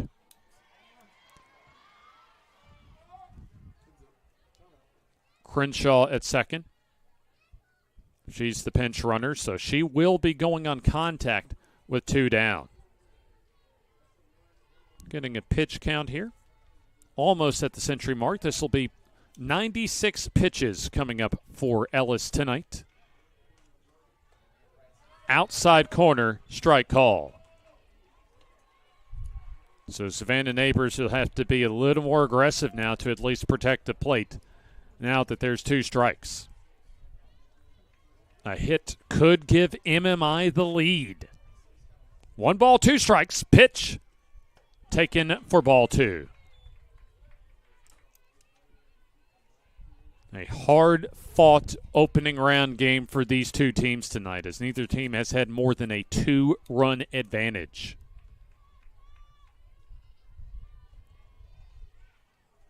Big 2-2 pitch on the way. Hit high and hit pretty well into left center field, but that's going to stay in the park as it'll be Chisholm making the catch in deep left center field to retire the side. No runs, 1 hit, no errors, and a runner left in scoring position. We go to the top of the 7th inning, still tied up at 4.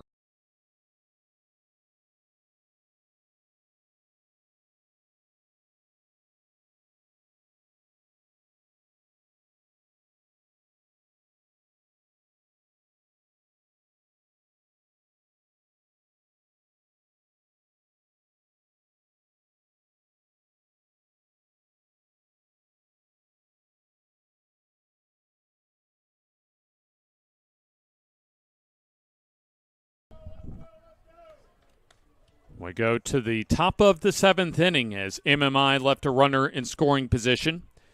They've left 3 of their 4 runners on base the last 2 at-bats in scoring position. 4, 5, and 6 in the Lake Sumter order due up as Kaylee Thomas, also Jordan Anderson, and Alexis Adams due up. And what's been a hard-fought ball game, really neither team certainly can hang their head after tonight, but this is a big game as far as getting off in good footing as far as early on opening day in this tournament. Division II NJCAA as far as the South District Tournament this week at Veterans Park. Crow came on, the lefty for MMI in the circle. Back in the 3rd inning. Has only allowed 1 run to score in her relief appearance, but so far that has been able to tie up this ball game. Looks as if we do have at least a storm system that's surrounding the ballpark, but play continues though. As we begin the top of the 7th inning, there's a swing and a miss for strike 1. Kaylee Thomas, a sac fly in the 1st, ground out to short to begin the 3rd, and then a bunt single in the 4th. Pitch. Sails outside. Winner advances into a winner's bracket game after this one.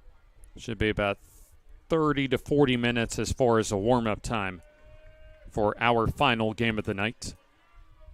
1 ball and 1 strike. Grounded. Should be an easy play.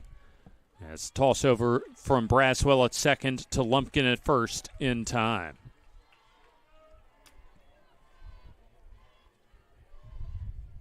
One down. As we go to the second batter in the inning and the 5th batter in the order in Jordan Anderson. Designated player, grounded into a fielder's choice twice, also has a single sandwiched in between those two. Strike on the outside corner.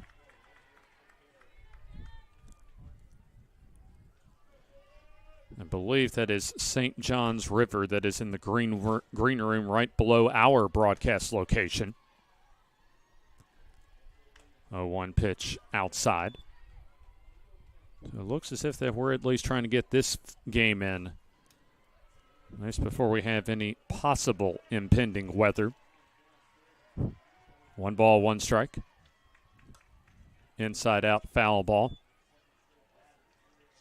This game already delayed as far as the start time by 1 hour due to at least a thunderstorm system with lightning within a 10-mile radius.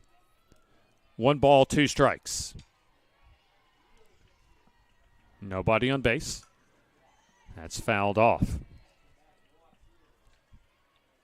We'll have 2 games tomorrow on field number 4, and we are literally being surrounded by rain right now. North, west, and east of here.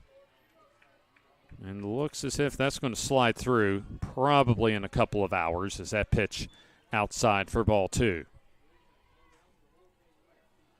So at least the outlook for a third game today doesn't look very promising. As right now, still the late action in this second game of the day. 2 balls, 2 strikes. Comebacker. Easy play for Crow to first base in time. Solid relief outing for her so far, trying to get a 1-2-3 inning here in the 7th.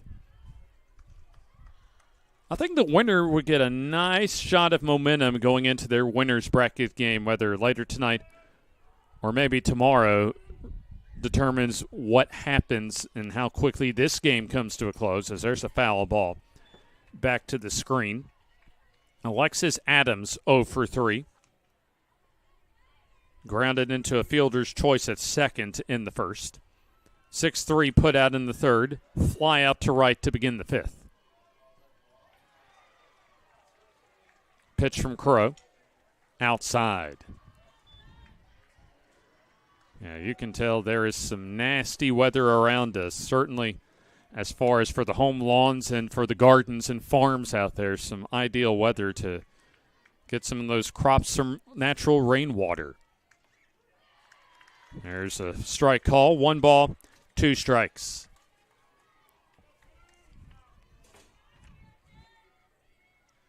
Looking ahead to the bottom of the 7th inning, 9-1-2 for MMI in the bottom of the 7th. Pitch is low and away. So Lake Sumter scored 2 in the first, 1 in the second, 1 in the 4th inning. They've left a total of 7 on base. 2-2 on the way. Popped up. Right side and out of play, just beyond the first base dugout.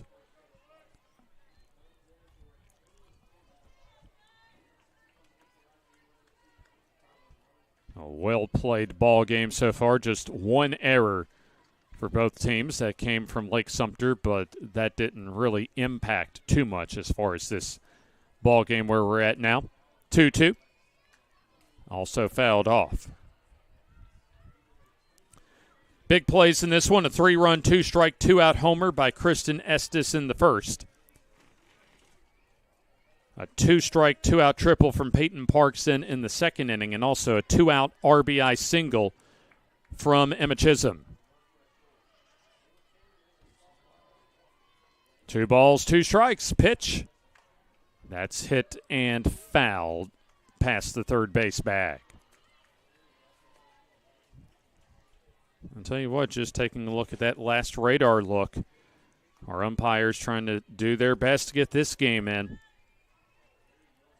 As we have rain all around us in the Birmingham metro area and in central Alabama. 2-2. Popped up. First baseman, Lumpkin makes the grab to retire the side. Nothing doing, no runs, no hits, no errors, nobody left on base for Lake Sumter. MMI needs just 1 to advance into the winner's bracket as we go to the bottom of the 7th, knotted up at 4.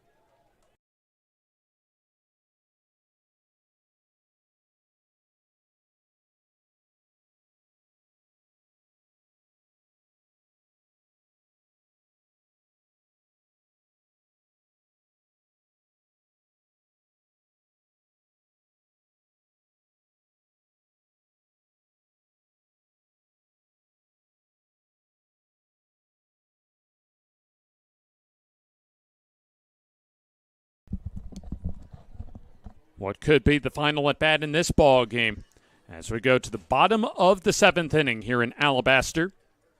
Our second game of the day between the number 3 seed Lady Tigers of MMI and then Lake Sumter. One of my favorite nicknames out there, the Lake Hawks. Both teams hard fought since the first pitch of this ball game. 9-1-2 for MMI as Emily Mackin leads off at the bottom of the order. Single in the second, and then popped up to short to end, or at least for the first out of the 5th inning. She grounds one over to short. Baez to first, close play, and just in time by about a quarter step. Bang, bang play As that took a quick release from Baez as she was able to get that across for out number 1. Avery Lumpkin to the plate. Reached base 3 times tonight. 2 singles, a triple, 2 runs scored. 1 run for MMI could get them across the finish line. As a first pitch strike call. Savannah Ellis has been able to help keep her team in contention tonight. Ellis just now crossing the 100 pitch mark. Her drop ball low. Lumpkin able to lay off. MMI trying to get the walk-off run on base. 1-1. Popped up. Should stay in play as looks like the first baseman indeed able to take it away from her teammate as Thomas makes the catch in foul territory.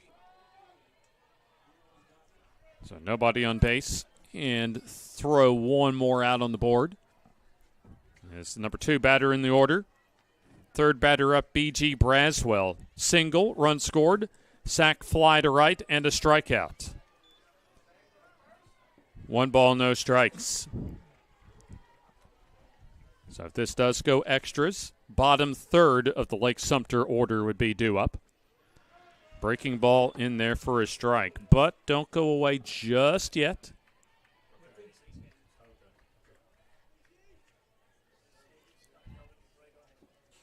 One ball, 1 strike. That's hit foul. 1-2, and looks as if we have some nasty weather about to pull in, so would not be surprised if once this game ends that we will be closing the day out here on day 1. Might make for a messy trip back home for all of us here as far as game personnel. Pop-up. See if that stays in play. No, fortunately for MMI, that hits off the facade of the dugout. So I think we just got word that once this game comes to the finish line, that we will be to the finish line tonight. So we won't put that quite in a magic marker just yet, probably in a pencil so that there's another word that says otherwise. We can erase that. 1-2. That's downstairs. Wouldn't be surprised whether we get through this game or not, that we're close to the finish line anyway as far as competition tonight. 2-2 coming up. Pitch. Hit foul. They are determined to get this ball game in.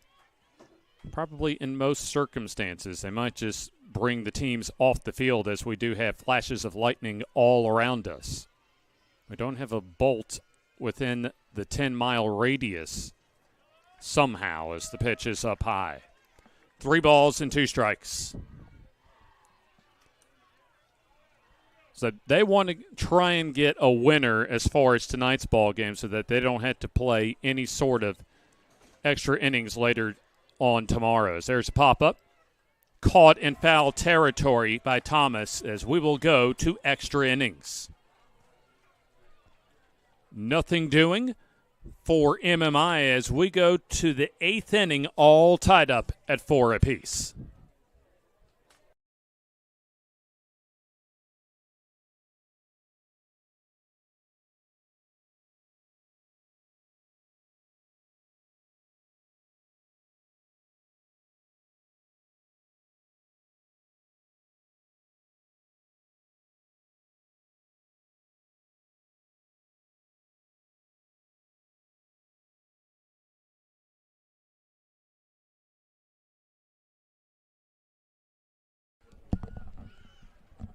They're trying to get this ball game in despite at least flashes of lightning far enough off in the distance to keep this game going.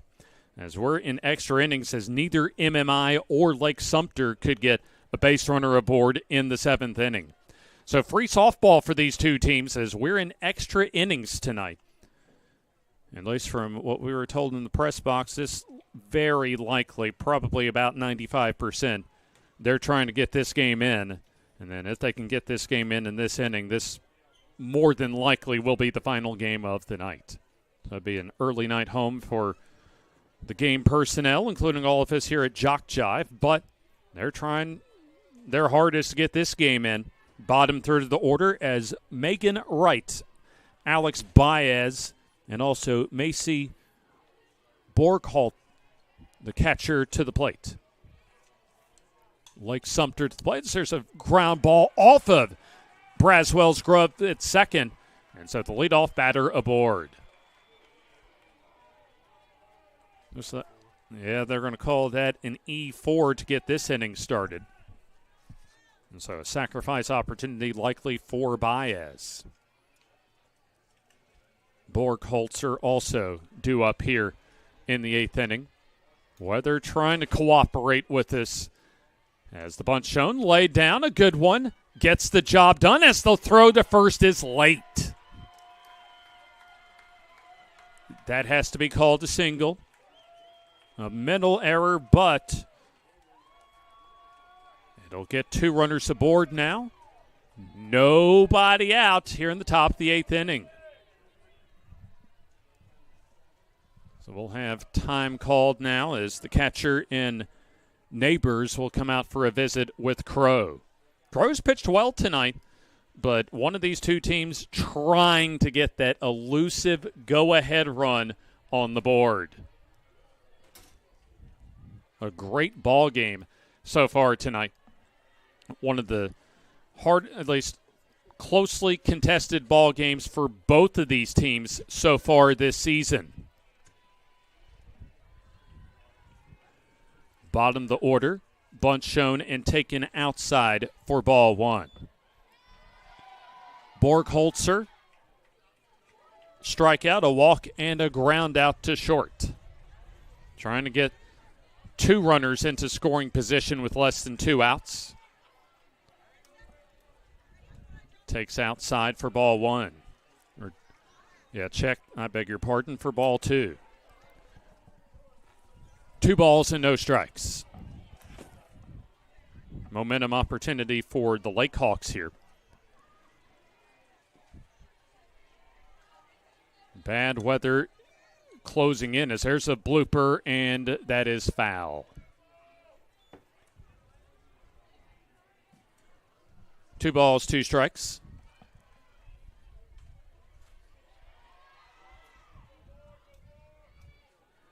Has to be a lightning strike within a 10-mile radius to pull these two teams off the field.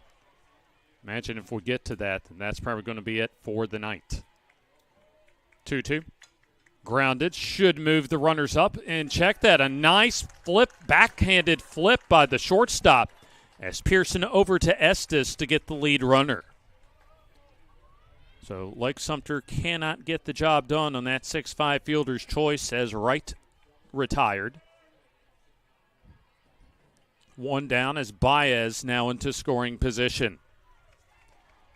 Peyton Parks had a 2-strike triple in the second, also a double in the first, and has been retired as far as fielder's choice in the fourth, and a fly out to center her last 2 at-bats. Trying to come through here really for all of us here to get us out of the park without getting too drenched here at Veterans Park. Would be a very sloppy way for us to get back to our vehicles in the parking lot, as that's taken low. Hopefully that is not one of those self-fulfilling prophecies later on this evening as there's time called. MMI defense coming to have a chit-chat in the circle.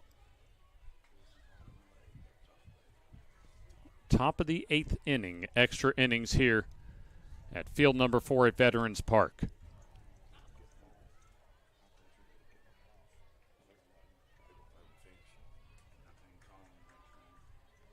So they're certainly trying their best as far as getting to the finish line here in this one.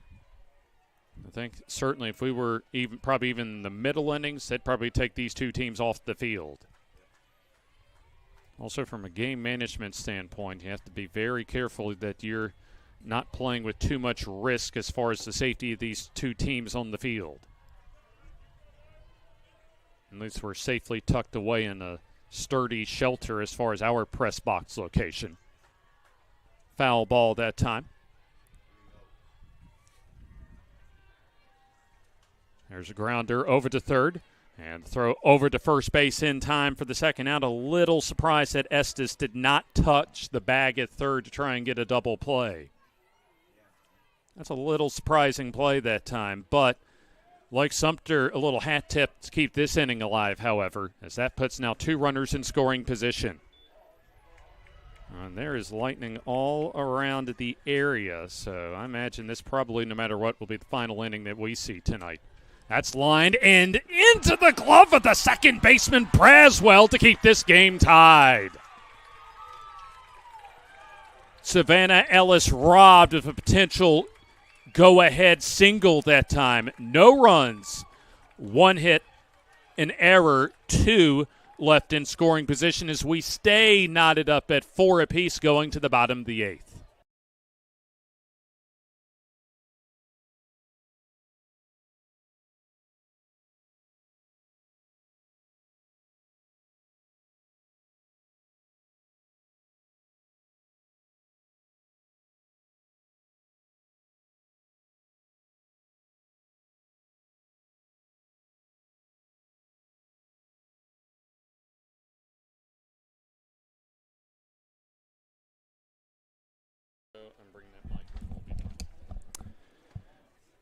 Bottom of the 8th inning is once again MMI needs just 1 run to get to the finish line. And if they can get to the finish line or we get to the 9th inning, I imagine because we're getting close to Lightning within 10 miles of out of Veterans Park that we'll probably be done for the night no matter what. We'll find out here soon enough.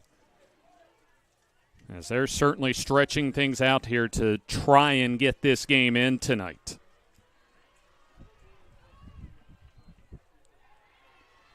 Three, 4, and 5 in the MMI order. As Carly Pearson, 0 for 3 tonight, comes up to the plate.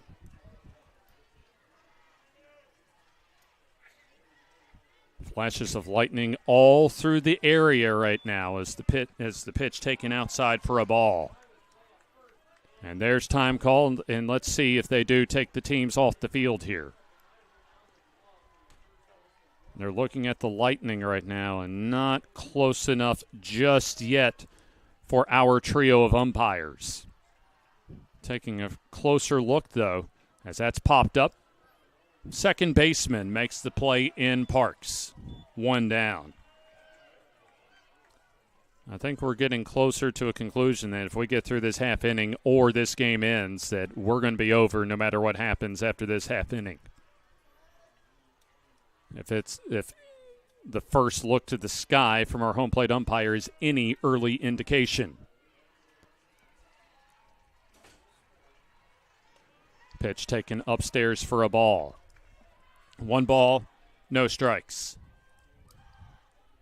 Alex Irwin 0 for 3. Strikeout, a fly out to center, and a ground out to second. MMI has had a couple of opportunities in the 5th and 6th inning to take the lead and have not been able to do so. As the count now at 2 balls and no strikes. 1 down. As the pitch on the way is taken on the inside corner. Kristen Estes on deck. Looks as if the team bus is off to our left as the pitch is popped up. Down the line, a long run as that drops into the glove, looks like, of the right fielder in Gable in foul territory for the out. So 2 down here in the bottom of the 8th inning as Kristen Estes, a 3-run homer in the first, pop up to first in the 4th, and then a strikeout in the 6th.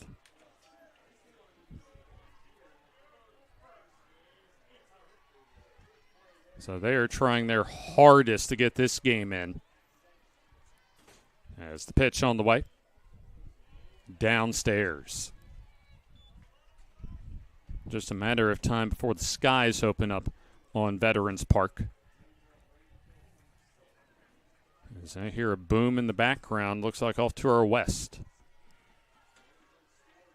1-0. High and away, 2-0.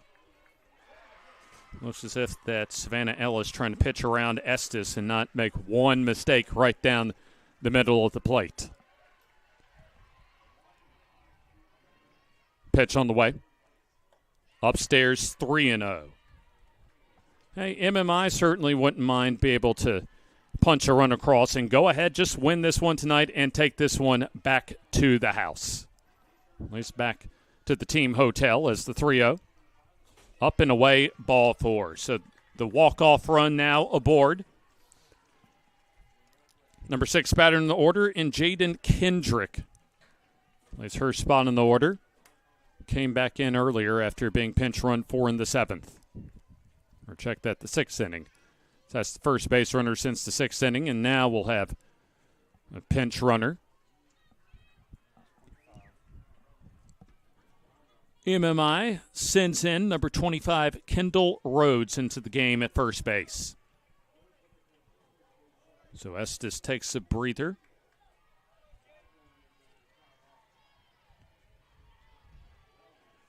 A little more speed on at first as Kendrick to the plate.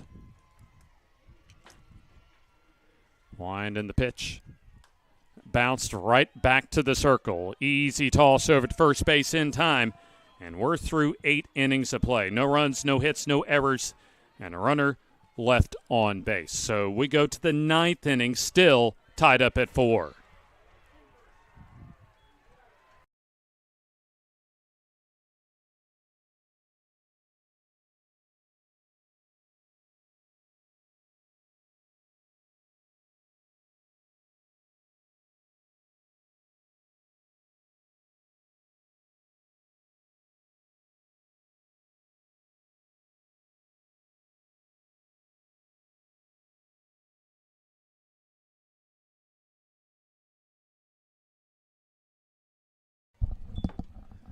So we go to the 9th inning. At least the boom check that we heard in the last half inning came from one of our other games when a foul ball hit one of our cameras. Not sure which field it was, but did a little equipment damage. So kind of takes a long, lengthy foul ball to be able to get to our broadcast location. One of those press boxes that wraps around the fields here at Veterans Park. At least the weather holding off just long enough right now. A little surprised that the team's not off the field as we're in the 9th inning, and a monumental struggle right now to the finish line as we're in our second extra innings so far. Lake Sumter with their 3, 4, and 5 batters as they were robbed of possibly a 2-run single by Braswell to end the top of the 8th inning, their last at bat. There's the first pitch pop up, and that'll be called in front of home plate by Neighbors for out number 1. I think it looks as if that one of our teams that was supposed to play tonight, I think they've already left, so I think it appears that if we can get to the conclusion of this game, that we will be done for the night on field number 4.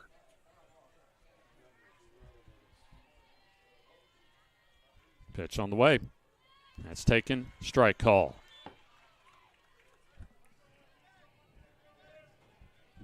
Now starting to hear a little louder cracks of thunder, so a little surprised that the further we get into this one, that the two teams that we have now still out on the field as there's a grounder. Should be an easy play and is for Braswell to Lumpkin, 2 down.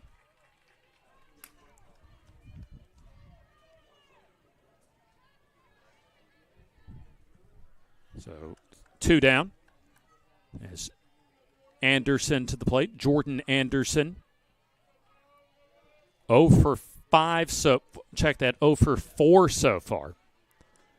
As she takes a strike call. I imagine with the weather around us that you better be swinging out there if you're batters on both of these teams right now. Pitch. Bouncer. Should end the inning as there's the toss over to first base in time, and a 1-2-3 inning for Lake Sumter as they go down in order. We go to the bottom of the ninth inning, still tied up at 4.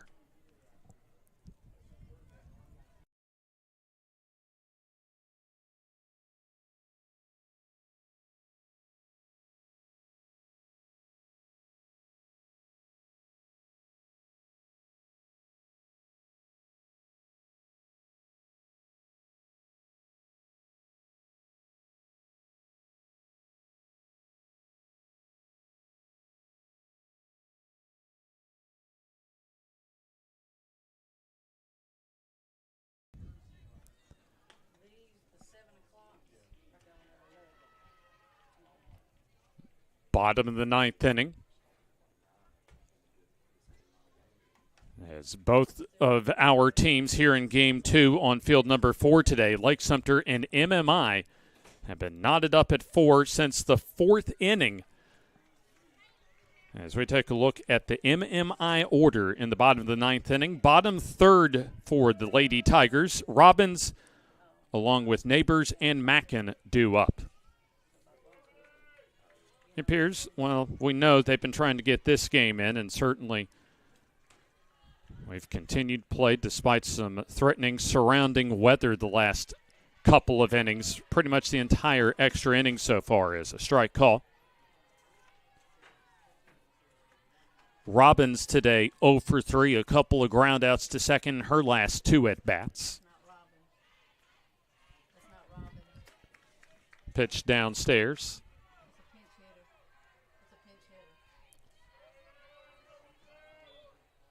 It's like a pinch hitter at the plate for MMI. Yeah, Caitlin Rhodes to the plate as she pops it up first base side as that's caught for out number 1.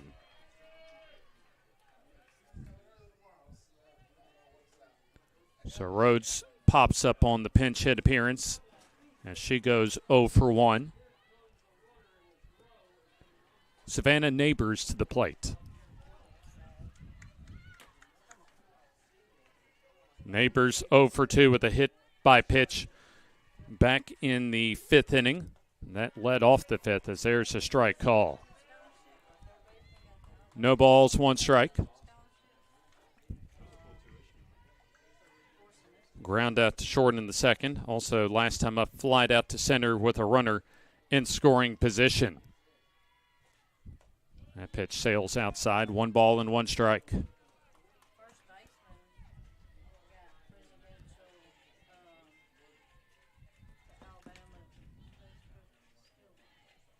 One down, nobody on base as both of these teams trying to get across the finish line before the skies open up as there's a pop-up and caught over at second, 2 down. So Neighbors now 0 for 3.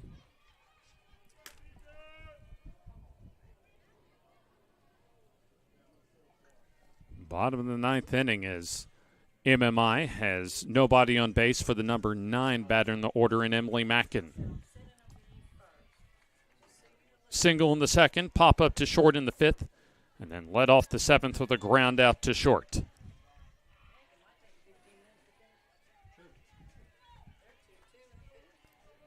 The final in ACCC D1 softball action as Snead stayed able to take down Coastal Alabama South 4-1. 1 ball, no strikes. Pitch is taken outside. So now 2 balls and no strikes on Mackin.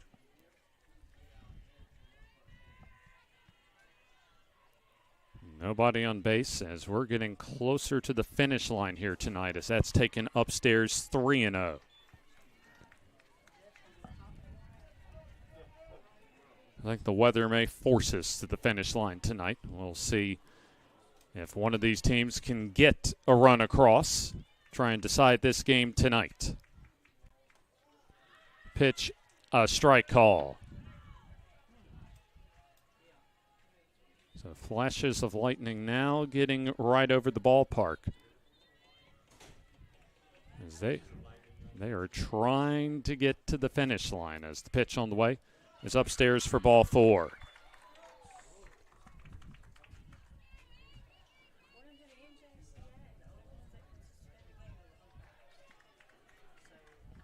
So the winning run aboard as you hear some more cracks of thunder around us. As it looks as if at least a coaching visit for Lake Sumter.